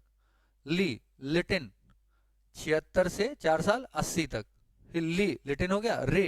रिपिन 80 से 84 तक। डफरिन 1884 से 1888 तक। और 85 में कांग्रेस की स्थापना हुई थी। कौन वायसराय था? वायसराय था तो डफरिन। कौन था? डफरिन। डफर आदमी ने कांग्रेस बनवा दी। आगे आ जाओ। ये आधुनिक भारत के इतिहास से बहुत इंपॉर्टेंट है सारी चीजें। कहीं ना कहीं एक आध प्रश्न फंस ही जाता है। और अगर आपको सन याद हो, तत्कालीन वायसराय कौन था, आप निकाल पाएंगे। चेरी इन 16 बिल्लियों को बावली कर दे भाई। बावली माने पागल। बावली माने पागल। चेरी इन 16 बिल्लियों को बावली कर दे। पहले सन बाद में बताऊंगा, पहले ये समझते हैं। Chelmsford, Chelmsford. रीडिंग, बड़ी की मात्रा है, रिपिन नहीं है। बुली से ऋण पाओ, वहां रिपिन है। ये रीडिंग। फिर क्या आ गया? इरविन, बिलिंगटन, लिनलिथगो, बावली, बाबेल। एक बार पूरा समझते हैं। चेरी, चेम्सफोर्ड और reading. Irwin, Billington, Linlithgow, Babel. Clear हो गया? चेम्सफोर्ड 16 लिया है। 16 से 5-5 साल का अंतर है। देखो, चेम्सफोर्ड रहा 16 से 21 तक। रीडिंग रहा 21 से 26 तक। इरविन रहा 26 से 31 तक। बिलिंगटन रहा 31 से 36 तक। अब लिनलिथगो 36 से 43 तक। क्योंकि जब आप आगे पढ़ते हैं आपको पता है कि भारत छोड़ो आंदोलन के समय भारत का गवर्नर जनरल या वायसराय कौन था, तो आप बताएंगे साहब लिनलिथगो था। तो ये हमें पता है, ये 7 साल रहा है, फिर ये अंत तक रहा है। लिनलिथगो और बाबेल। आगे चले। इसी बीच में ये सहायक संधि आई थी। बंगाल का शेर घोषित किया था अपने आप को लॉर्ड वेलेस्ली ने। और आगे समझते हैं सहायक संधि के बारे में। उनके पैसे से, अपने पैसे से हमें दूसरों की सेना रखनी थी। और विदेश से या दूसरे राज्य से कोई युद्ध करना है तो इनकी अनुमति लेनी पड़ेगी, तभी युद्ध होगा। और एक जो कमिश्नर टाइप का व्यक्ति राजधानी में रखना पड़ता था। हेमू, तुझे अब पैसा बड़े सिंधिया देंगे। यहां भी क्रम में लगाने का प्रश्न आएगा। या तो पहला पूछ सकता है, ये पहले के बारे में हैदराबाद में बहुत पहले बता चुका हूं आपको। है मसूर, मैं मुंह, हेमू, तुझे, तंजौर, अब, अवध, पैसा, पेशवा, बड़े, बराड़, सिंधिया और सिंधिया या ग्वालियर। एक बार फिर समझते हैं। ग्वाले बहुत सीधे होते हैं। देखो, सिंधिया का शासन कहाँ था? ग्वालियर पे। ग्वाले जो गाय बाय पालते हैं सीधे होते हैं, बिल्कुल मासूम से। आप मुझे ही उदाहरण ले लीजिए उनका। तो अब हंस क्यों रहे भाई? हेमू, तुझे अब पैसा बड़े सिंधिया देंगे। हेमू हैदराबाद, मुंह मैसूर, तुझे तंजौर, अब अवध, पैसा पेशवा, बड़े बराड़ या बरार, सिंधिया ग्वालियर। ये क्रमानुसार है। 1798 में सहायक संधि हुई हैदराबाद के साथ, फिर मैसूर के साथ, फिर तंजौर के साथ। अवध में 1801, पेशवा 1802, बराड़ 1803 और सिंधिया 1804। अब ये तुरंत दूसरी नीति थी राज्य हड़प नीति। राज्य हड़प नीति मैंने इसके लिए दिया सजें सब, उदय के झांसे में बताना, सजें सब, मैं भी सज रहा हूं, मैं भी तैयार होता हूं, आप भी तैयार हो जाओ, सजना, सजें सब, स सतारा। सबसे पहले जो राज्य हड़पा गया डॉक्ट्राइन ऑफ लैप्स के माध्यम से या राज्य हड़प नीति के माध्यम से डलहौजी की थी। तो ये सबसे पहले जो राज्य हड़पा गया वो सतारा 1848 में इसका पहला शिकार बना। कई चीजें थी इसमें, जैसे वो झांसी वाला मैटर के गोद नहीं ले सकता था राजा, मतलब अगर लड़का नहीं है किसी के तो वो उसका राज्य अंग्रेजों के राज्य में मिला लिया जाएगा। जैतपुर 1849, सब संबलपुर, बघाट, सतारा जैतपुर संबलपुर बघाट, 48 49 49 50, 1848 1800, ये देखो डलहौजी है कि नहीं, 1848 से 1856 तक रहा डलहौजी। तो ये सब काम उसी के हैं, वो अगर वहां से हमें याद था तो क्रम में। उदय के झांसे में न आया करो, नजर लग जाएगी, गाना सुना ही होगा, सबकी नजर में ना आया करो, उदय के झांसे में ना आया करो। उदय उदयपुर, झांसे झांसी, ना नागपुर, और करौली होगा करो करौली। 1852 में उदयपुर राज्य हड़प नीति के अंतर्गत, फिर झांसी 1853 में, ना नागपुर 1853-54, और फिर करौली 1855 में। आगे का जो टॉपिक है अगली वीडियो में देखेंगे, तेरे पानी में नाग। Have a nice day, bye. बिना कोई समय गवाए हुए शुरू करते हैं पेज नंबर 8 से।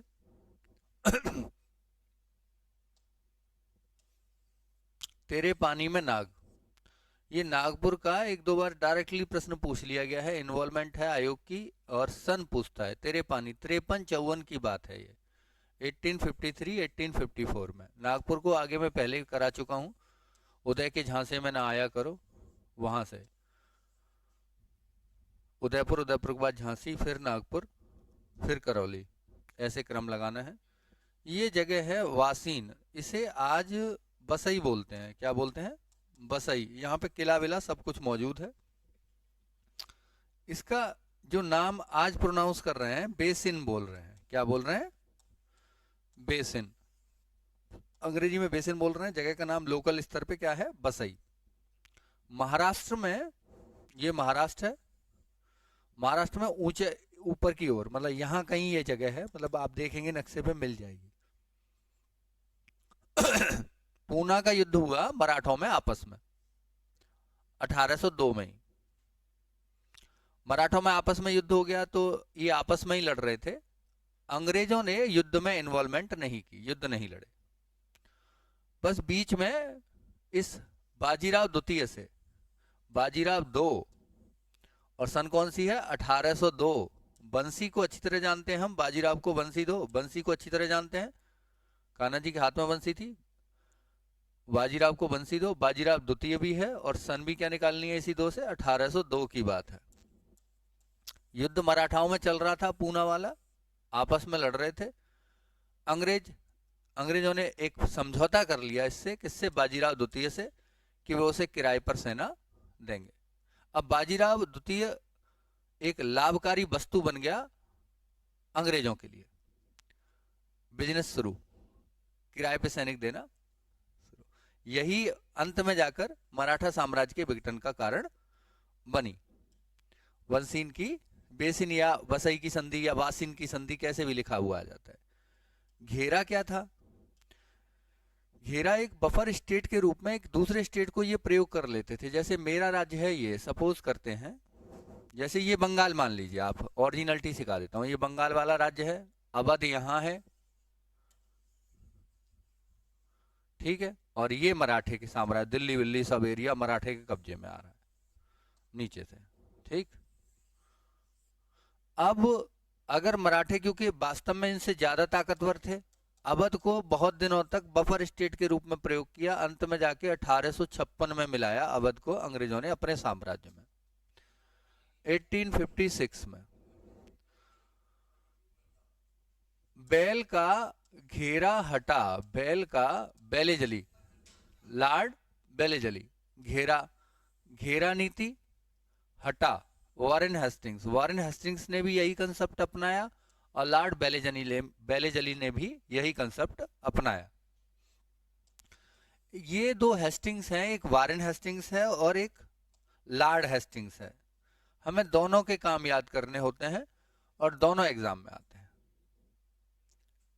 कल 13 साला रोम में पिट गया, हट हट, कल 13 साला रोम में पिट गया, हट। वॉरेन हेस्टिंग्स 1773 में आया था, 1373, और ये लगभग 12 साल यहां रहा, 1773 से 1785 तक लगभग बता रहा हूं। हट, वॉरेन हेस्टिंग्स कल कलकत्ता में जो मदरसा स्थापित किया गया, यह भारत में पहला मदरसा है जो यूरोपियों द्वारा अर्थात अंग्रेजों द्वारा स्थापित किया गया है। कल 13 साला, कल हट, वॉरेन हेस्टिंग्स कल कलकत्ता में पहला मदरसा, 1773 में आया, 1781 में मदरसा बनाया, रोम में पिट गया, रोहिला युद्ध हाँ पहले तो सालाबाई बता देता हूं। सालाबाई की संधि, इसने जो प्रथम मराठा युद्ध लड़ा था ना, मराठाओं और अंग्रेजों का जो पहला युद्ध हुआ था, उसके फलस्वरूप या उस युद्ध को खत्म करने के लिए जो संधि हुई थी, उस संधि का नाम है सालाबाई की संधि। तो सालाबाई की संधि किस किस के बीच हुई? अंग्रेजों और मराठाओं के बीच। किसके समय हुई? वॉरेन हेस्टिंग्स के समय। किस प्रथम आंग्ल मराठा युद्ध किस संधि के फलस्वरूप समाप्त हुआ? तो सालाबाई की संधि। बात एक नहीं होती है क्योंकि कई तरीके से प्रश्न पूछा जा सकता है। इसकी सन है 1782। रोहिला और रोहिला वार भी इसी के समय हुआ, प्रथम मराठा युद्ध। जब ये यहां से लौटा, वॉरेन हेस्टिंग्स यहां से लौटा, तो इंग्लैंड पर इस पर महाअभियोग चला। इस पर कई आरोप थे, उन आरोपों की वजह से तो महाअभियोग का सामना करने वाला वॉरेन हेस्टिंग्स और पिट गया। पिट्स इंडिया एक्ट किसके समय आया था? तो मैंने अब वैसे ही बता दिया कि 13 देखो 1773 में आया और 12 साल शासन किया, 13-12 85 तक। और पिट्स इंडिया एक्ट, राजनीति के चोर पिटेंगे, कंट्रोल करो। राजनीतिक काम अलग और व्यापारिक काम अलग अलग किए गए थे पिट्स इंडिया एक्ट से। चोर 84 की बात है, 84 में यही था। वॉरेन हेस्टिंग्स कंसेप्ट से भी याद है। आगे चलते हैं। अब ये लॉर्ड हेस्टिंग्स के काम है। किसके? लॉर्ड हेस्टिंग्स के। हटो नेपाली पिंडारी मराठों के सगे हैं। वास्तव में ये कंसेप्ट भी है, फैक्ट भी है। ये जो पिंडारी थे, ये मराठा शासन में एक अनियोजित इकाई के रूप में भाग लेते थे युद्धों में। स्वतंत्र भी थे, लेकिन जब युद्ध हुआ करते थे मराठाओं के, तो उनकी तरफ से ये लड़ा करते थे। और युद्ध में जो लूट थी वो इनकी आजीविका का स्रोत थी। धीरे इस पे सलमान खान भी मूवी बनाए हैं, आपको पता होगा, पिंडारियों पे। दोनों भाई और मिथुन चक्रवर्ती की, जैकी सराफ साहब भी हैं उसमें। वो एक राजा का रोल किए हैं जिनका हाथ काट देता है मिथुन, ऐसा करके कुछ है, आप लोगों ने देखी होगी। तो पिंडारी जो है लड़ते थे मराठाओं की तरफ से। जब मराठा साम्राज्य का विघटन धीरे धीरे हो गया तो ये बेरोजगार हो गए, और बेरोजगार हो गए तो इन्होंने लूटपाट शुरू की। अब लूटपाट इतनी हैवी हो गई या भारी पड़ गई अंग्रेज शासन पे कि इनका दमन करने के लिए विशिष्ट व्यक्ति को नियुक्त करना पड़ा। हटो, लॉर्ड हेस्टिंग्स की बात है। नेपाल वार 1914-16, 14-16, और इस नेपाल वॉर ये है सागोली की संधि से अंत हुआ। सागोली की संधि किस किस के बीच हुई? अंग्रेज और नेपालियों के बीच। पहले ये भी यहीं से याद हो जाएगा। देखो बिल्कुल सही है कि नेपाल युद्ध, सागोली की संधि इसी के समय 1816 में। 1816 में पिंडारियों का दमन करने का श्रेय जाता है किसको? लॉर्ड हेस्टिंग्स को।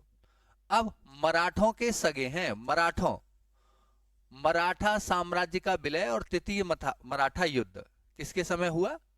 लॉर्ड हेस्टिंग्स के। देखो बड़ा अच्छा है, पहला हेस्टिंग्स पहला युद्ध, अंतिम हेस्टिंग्स अंतिम युद्ध। मतलब कंफ्यूजन कभी दिमाग पर है? पहला हेस्टिंग्स पहला आंग्ल मराठा युद्ध, अंतिम हेस्टिंग्स, अंतिम आंग्ल मराठा युद्ध। आगे का अगली वीडियो में देखेंगे। Have a nice day, bye. Page number 9 देखेंगे, बिना कोई समय गवाए हुए। दाएं नहा लो, दाएं बोलते हैं दाएं बाएं, और नहा लो, देखो ये चाहे तो एक जगह लिख लो, या दाएं बोल लो या नहा लो। दा ए, दा ए दा, दास प्रथा पर एलन बरो ने रोक लगाई। न नरवली पर होर्डिंग ने, होर्डिंग लगे तो नरबली रुक गई। होर्डिंग लगते हैं ना बैनर प्रचार के लिए, पोस्टर के लिए, होर्डिंग लगे तो नरबली रुक गई। नरबली का मतलब तो आप समझ ही रहे थे, किसी भी कार्य की चाह में किसी मनुष्य की बलि दे देना। ये आज भी कहीं कहीं चलती हैं भैया। इसका एक और भी कई क्लू मिलेंगे आपको। कुछ मंदिर ऐसे भी हैं जहां जीवों की बलि दी जाती है। और अब ये भी आ गया है कि वो एग, मतलब एक सेल होता है ना, कोशिका, एक सेल की बलि दे देते हैं। कैसे? एग की बलि दे दी जाती है। दास, दास प्रथा पर रोक, एलन बरो, नहा लो, नरबली, होर्डिंग। दास प्रथा को रोकने का प्रयास अकबर, सॉरी ये वो सती प्रथा का आगे भी बात करते हैं, इसे भी देखिएगा। ये रहा 1562 में अकबर ने भी दास प्रथा को रोकने का प्रयास किया था। ये मैं बस दास तीर्थ यात्रा पर जाएगा, बस 62 में दास प्रथा पर रोक लगाई, 63 में तीर्थ यात्रा कर की समाप्ति की इसने। अकबर की बात कर रहा हूं, ये मैं मध्यकाल में पहुंच गया। एलन बरो हो गया, आगे चलते हैं इससे। उनकी बेटी सती हो गई। सती प्रथा रोक अधिनियम उनकी 1829 में लॉर्ड विलियम बेंटिक, उनकी बेटी, उनकी 29 29 1829, बेटी, बेटी बेंटिक, लॉर्ड विलियम बेंटिक, सती, सती प्रथा पर रोक। ठीक है। जब भारत स्वतंत्र हो गया तब बहुत लेट हो गए सती प्रथा को रोक करने में, तो 1987 में सती यहीं से निकाल लेते हैं, 87 स्वतंत्र भारत में जो सती प्रथा पर रोक अधिनियम आया है वो 1987 में बनाया सरकार ने। और इससे पहले 1829 में लॉर्ड विलियम बेंटिक ने सती प्रथा पर बैन लगा दिया। अच्छा, अब इसे देखते हैं।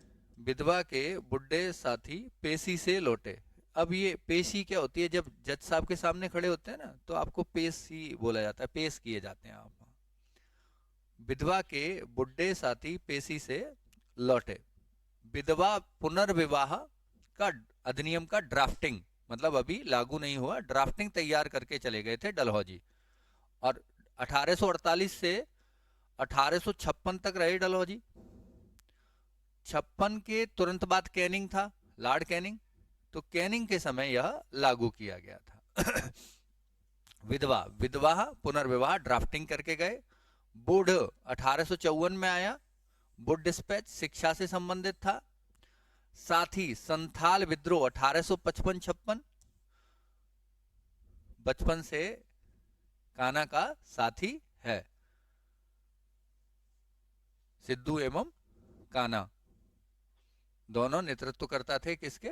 1855 के संथाल विद्रोह के। किसके समय हुआ? डलहौजी के, सॉरी अरे क्या नाम है इसका, अरे कैनन नहीं है, अरे डलहौजी की बात है, कोई बात नहीं है। सारे काम 1848 से 1856 तक डलहौजी रहा, दिमाग में वो संथाल विद्रोह चला गया ना बीच में।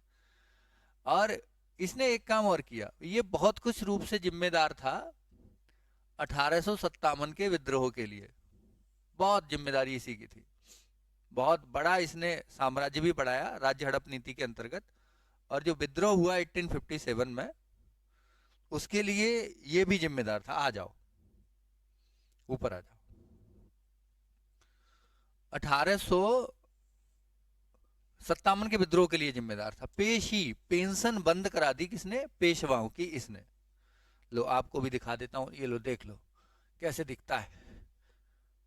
पेशवाओं की पेंशन बंद, इसी में थोड़ा दिमाग चला गया था, इसीलिए वो हम भूल ही गए कि क्या चल रहा है। डलहौजी जाओ।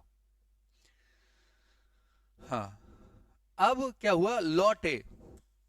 लोक निर्माण विभाग की स्थापना डलहौजी के समय हुई। लोक शिक्षा विभाग की स्थापना डलहौजी के समय हुई। टेलीग्राफ सेवा और टेलीग्राम, जो टेलीग्राफ है इसकी शुरुआत कब हुई है?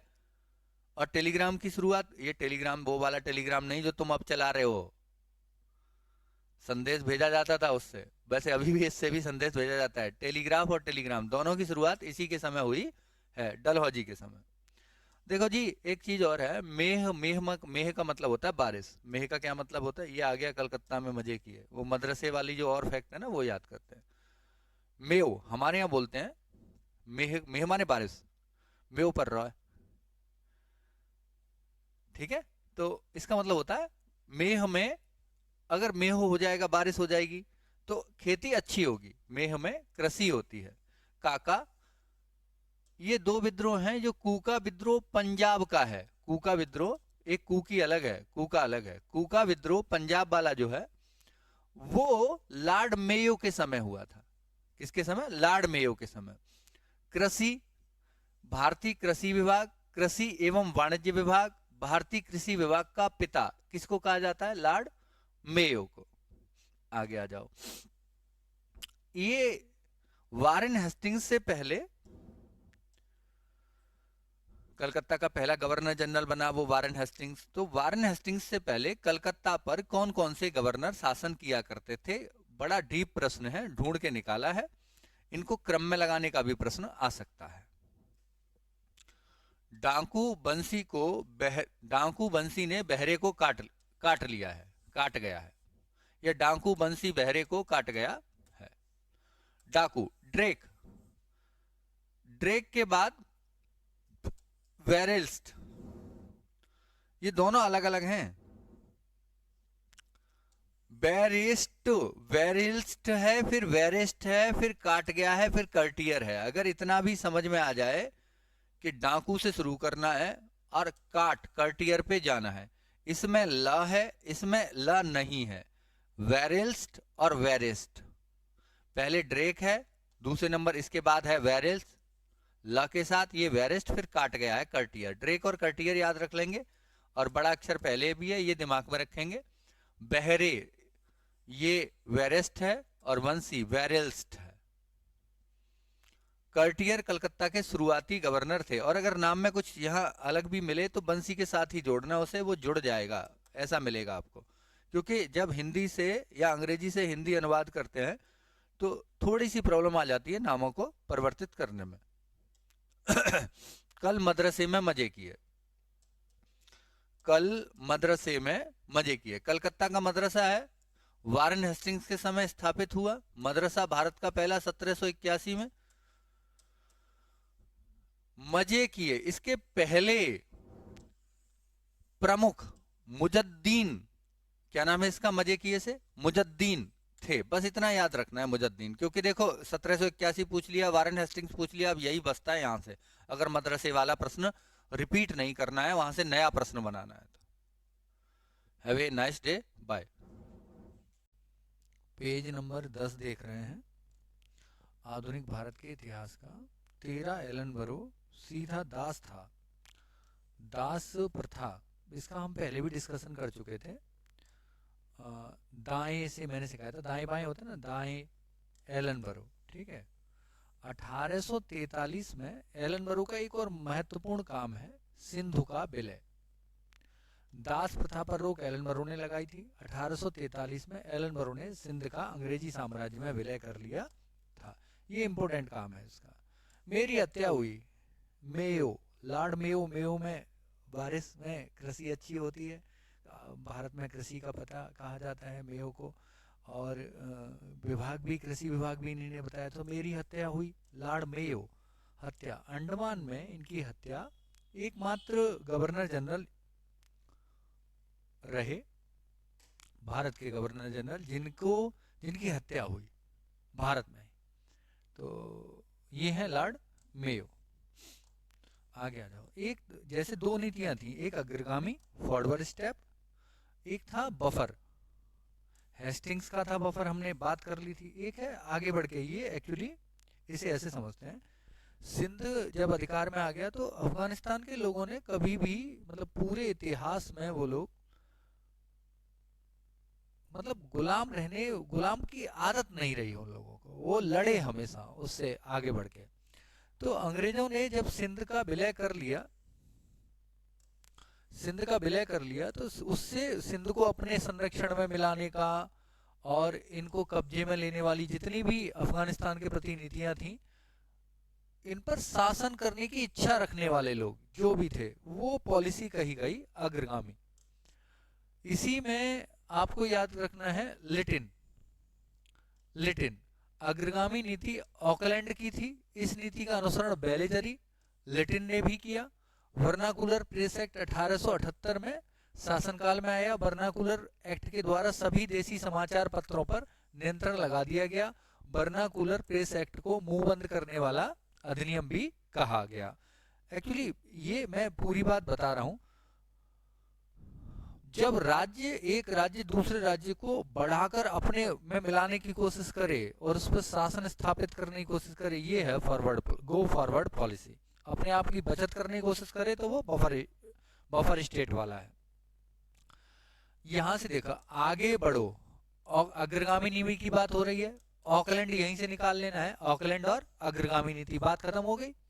वरना लेट हो जाओगे, late Lytton vernacular press act 1878 Lytton की, और अग्रगामी नीति का फॉलो किया किसने? लिटिन ने भी फॉलो किया इसे। अच्छा हथियार बनाओ, अच्छा हथियार बनाओ 1878, 8 का अंक आएगा। हथियार, शस्त्र अधिनियम, भारत शस्त्र अधिनियम, और बनाओ वर्नाकुलर पेस एक्ट, यहां भी है। और दोनों की जो सन है शस्त्र अधिनियम की और वर्नाकुलर पेस एक्ट की, ये 1878 है। अच्छा 78। इससे आगे चलते हैं, कुछ वन लाइनर हैं इंपोर्टेंट है, इन्हें देख लेते हैं। लॉर्ड कॉर्नवालिस की मृत्यु 1805 को गाजीपुर उत्तर प्रदेश में हुई। ये मैंने कहा था ना, देखिए, हट कान पर सोल मत कर बैल वाले मिंटो हट वारेन हेस्टिंग, कॉर्नवालिस आया तो तब तक तो ये बंगाल का गवर्नर जनरल था। मद्रास प्रेसिडेंसी और बम्बई प्रेसिडेंसी इसके अधीन आती थी, और तब तक भारत का गवर्नर जनरल नहीं बना। लॉर्ड विलियम बेंटिक भारत के गवर्नर जनरल बने। उसके बाद में आया मेयो। तो मेयो एकमात्र व्यक्ति रहा गवर्नर जनरल जिसकी हत्या हुई। इसकी तो कब्र यही है गाजीपुर में। तो कंसेप्ट आपको समझना है हत्या वाला मेयो का। प्रथम आंग्ल अफगान युद्ध 1839-42 में ऑकलैंड के समय हुआ। लॉर्ड विलियम बेंटिक ने ठगी प्रथा रोकने के लिए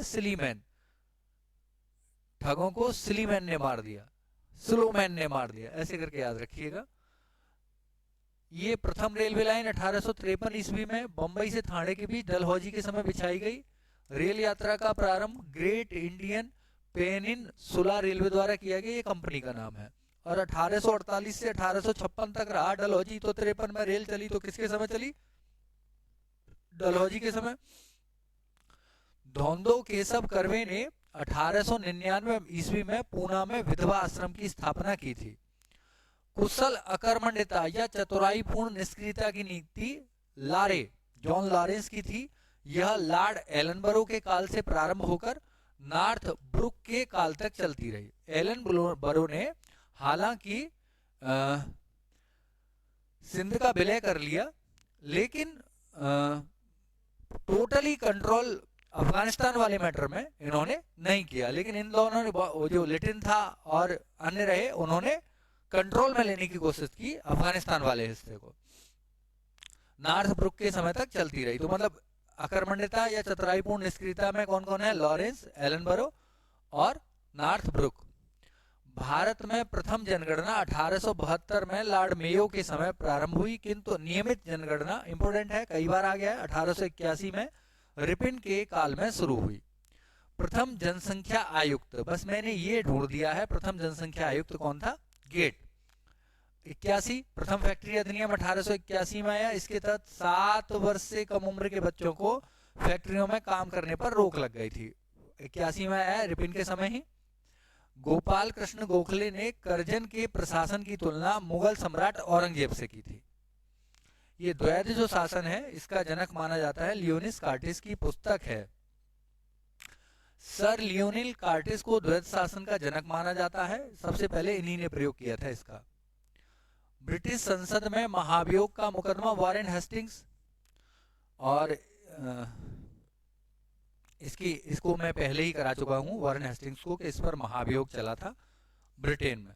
इंदौर के होलकर राज्य ने सहायक संधि स्वीकार नहीं की थी। इसके आगे का जो चैप्टर है ये भी वन लाइनर है, और उनसे चाय ले लो, ब्रिटिश शासन का भारतीय अर्थव्यवस्था पर प्रभाव, ये और कुछ वन लाइनर है, अगली वीडियो में देखेंगे। Have a nice day, bye. Ram आएंगे आएंगे राम आएंगे, शुरू कर रहे हैं, पेज नंबर 11 है। मैं इसका बता देता हूं तब तक आपको। ये प्रश्न जो आउटरम वाला आता है ना, अवध पर कुशासन, ये रहा जेम्स आउटरम, ठीक है, इसे समझाता हूं। ये ना आउटरम पहले तो, अब यहां से अगर प्रश्न बनाया ना तो ये बनाएंगे कि अवध का जब विलय किया 1856 में अंग्रेजों ने, तो अवध का रेजिडेंट कौन था? ये अवध का रेजिडेंट था, इसी ने ही अवध पर कुशासन का आरोप लगाया था। किसका आरोप लगाया था? कुशासन का। ये बात है, ये मैंने ढूंढ के लाके दिया है आपको। देखिए 789 सरल डिजिट है। घोषणा द्वारा बंगाल से दासों का निर्यात बंद कर दिया गया था। डलहौजी इंपोर्टेंट है, का वास्तविक नाम है Andrews brown Ramsay. British Bharat राज्य क्षेत्र का अंतिम प्रमुख विस्तार डफरिन के समय हुआ। अंतिम प्रमुख विस्तार डफरिन के समय 1885 में कांग्रेस बन गई। 1858 को महारानी विक्टोरिया का घोषणा पत्र लॉर्ड कैनिंग ने मिंटो पार्क इलाहाबाद में पढ़ा है। 1857 की क्रांति के बाद जो घोषणा पत्र आया था। 1818 में पेशवाई को समाप्त कर दिया गया था। लॉर्ड लिटिन के कार्यकाल में भारतीयों को राय बहादुर और खान बहादुर की उपाधियां प्रारंभ करना आरंभ हुआ। वायसराय लॉर्ड हार्डिंग के समय होर्डिंग लगे तो नरवली रुक गई थी। भारत की राजधानी को कलकत्ता से दिल्ली लाया गया 1911 में। भारतीय पुरातत्व सर्वेक्षण विभाग की स्थापना लॉर्ड कर्जन के समय हुई। देखो ये 3-4 फैक्ट और याद रखने आपको। स्थायी बंदोबस्त, ये सब बात याद कराता हूं। ये है उनसे ले लो चाय, उनसे 39 ले लो चाय। भारत की जो पहली चाय कंपनी है असम में स्थापित हुई 1839 में। ये स्थायी बंदोबस्त क्या था? जब अंग्रेज यहाँ शासन कर रहे थे तो रेवेन्यू से संबंधित अनेक समस्याएं थीं। इस रेवेन्यू से संबंधित समस्याओं का समाधान करने के लिए किसानों और अंग्रेज सरकार के बीच एक बिचौलिए, जिनको जमींदार कहा गया, स्थायी बंदोबस्त अथवा इस्तेमरारी बंदोबस्त या जमींदारी बंदोबस्त, इसे ही कहते हैं। 1793 में कान बंगाल के स्थायी कान है, ठीक है। उन बंगालियों के स्थायी कान है। देखो उन इसलिए इन नए नोट्स में अपडेट कर दूंगा मैं से, उन बंगालियों के स्थायी कान हैं उन 19% भूभाग पे। देखो ये 19% भारत का 19% नहीं है। जिस तत्कालीन स्थिति में अंग्रेजी साम्राज्य का विस्तार जहां जहां था उसका 19% है। ऐसे ही ये जब आएगा, ये रहा एक रैम मुनरोल आएगा, 51% है तत्कालीन अंग्रेजी शासन व्यवस्था का जो भूभाग था जिस पर अंग्रेजों का कब्जा था, उसका 51%। ब्रिटिश भारत के कुल क्षेत्रफल के 19% भाग पर लागू हुआ उन बंगालियों के स्थायी कान है ना। बंगाल में सर्वप्रथम लागू हुआ स्थायी बंदोबस्त व्यवस्था, कार्नवालिस ने लागू किया। अब उन 19%, इसमें क्या था? इसमें दो चीजें और थी। सूर्यास्त नियम लागू था, और ये जो है ना 1/11 भाग पर स्वयं किसानों, कुल रकम का 10/, ये किसानों को रखना होता नहीं था, ये जमींदार रखता था इसे, जो रेवेन्यू वसूल के लाया था। और ये बोली लगती थी इसकी भी कि कितने रेवेन्यू हम दे पाएंगे, और ये बोली बहुत ज्यादा थी। जमींदारी फेल होने की क्या कारण थे, ये भी डिस्कशन आगे करेंगे, इसे छोड़ो आप। अब ये बात खत्म हुई किसकी? स्थायी बंदोबस्त किसने शुरू किया? 10 साल के लिए था, 10 साल के लिए अधिकार मिलते थे, और किसी तरीके से जमींदार की मृत्यु हो जाए तो उसके उत्तराधिकारी को अधिकार दे दिया जाता था। इन जमींदारों ने भूमि के उत्थान में कोई योगदान नहीं किया, केवल टैक्स वसूलते रहे। तो रैम अब मुनरोल आएगा। इक माने होता है एक, ठीक है, ये इक्तेदारी इक, ठीक है। अरे यही नहीं चलेगा, है ना, इक ठीक। इकरैम मुनरो लाई, ये 51% थी रैयतवाड़ी व्यवस्था। रैयतवाड़ी व्यवस्था मद्रास प्रेसिडेंसी के 12 महल क्षेत्र में 1792 में सर्वप्रथम लागू की गई। उसके बाद 1820 में मुनरो द्वारा मद्रास, बंगाल तथा असम में लागू की गई। यह ब्रिटिश भारत के अधिकार क्षेत्र के 51% भूमि पर इसे लागू किया गया। मद्रास में इससे सबसे पहले रीड और मुनरो द्वारा लागू किया गया। देखो, Read Munro, Read Munro, Read Munro, ठीक है, रैयतवाड़ी। इसी नाम में अगर रैम, अगर आप रैम क्या होती है, RAM random access memory computer में होती है, और अब तो मोबाइल फोन में भी रैम आप जानते हैं अच्छी तरीके से, 4 GB, 8 GB, 16 GB, 32 GB, जैसे भी आपको लगवानी है वैसे लगवाइए। मद्रास में हो गया। इस व्यवस्था में सरकार रैयतों, किसानों से सीधा संपर्क करती थी। भूमि के मालिकाना हक किसानों को दिए गए थे, सीधा स्पष्ट बात है। लेकिन कहाँ कहाँ लागू हुई? असम और बंगाल में रैयतवाड़ी, रीड एवं मुनरो दोनों इसके लिए आ गए, ठीक है। आगे आ जाते हैं इससे। इकरैम 51% हिस्से पर यह लागू थी। अगला है महालवाड़ी। देखो, पहले जमींदार का क्षेत्र इतना बड़ा मानिए आप, फिर बीच में आ गई रैयतवाड़ी, ठीक है। तो रैयत, सीधा रैयत माने किसान है, एक छोटा खेत रैयत, और महालवाड़ी है पूरे गांव, छोटे छोटे गांव हैं, इसमें कई सारी रैयतें हैं। ये महालवाड़ी बंदोबस्त था। महालवाड़ी, देखो नाम ही इसका बड़ा अच्छा है, महालवाड़ी मध्य भारत में ही लागू हुआ। हाँ, हाल्ट एवं मैकेंजी जन्मदाता थे। महालवाड़ी व्यवस्था 1822 में उत्तर प्रदेश, पंजाब तथा मध्य प्रदेश में लागू की गई। यह भू राजस्व के 30% भूभाग पर लागू की गई थी। महालवाड़ी व्यवस्था लागू होने के समय पर गवर्नर जनरल लॉर्ड हेस्टिंग्स था। महालवाड़ी व्यवस्था में पूरा गांव मिलकर भू राजस्व अदा करता था। गांव से लगान वसूल करके कंपनी को देने वाले व्यक्ति को लंबरदार कहते थे। लंबरदार यहाँ भी मिलेंगे, और नंबरदार नीचे भी आएंगे। मराठा प्रशासन में भी एक पद था। तो लॉर्ड हेस्टिंग्स के समय लागू हुई। आगे हम देखेंगे अगली वीडियो में नई चीजें, और सिविल पुलिस की अदालत में नहीं चलती, सही बात है वैसे भी, आगे देखेंगे। Have a nice day, bye.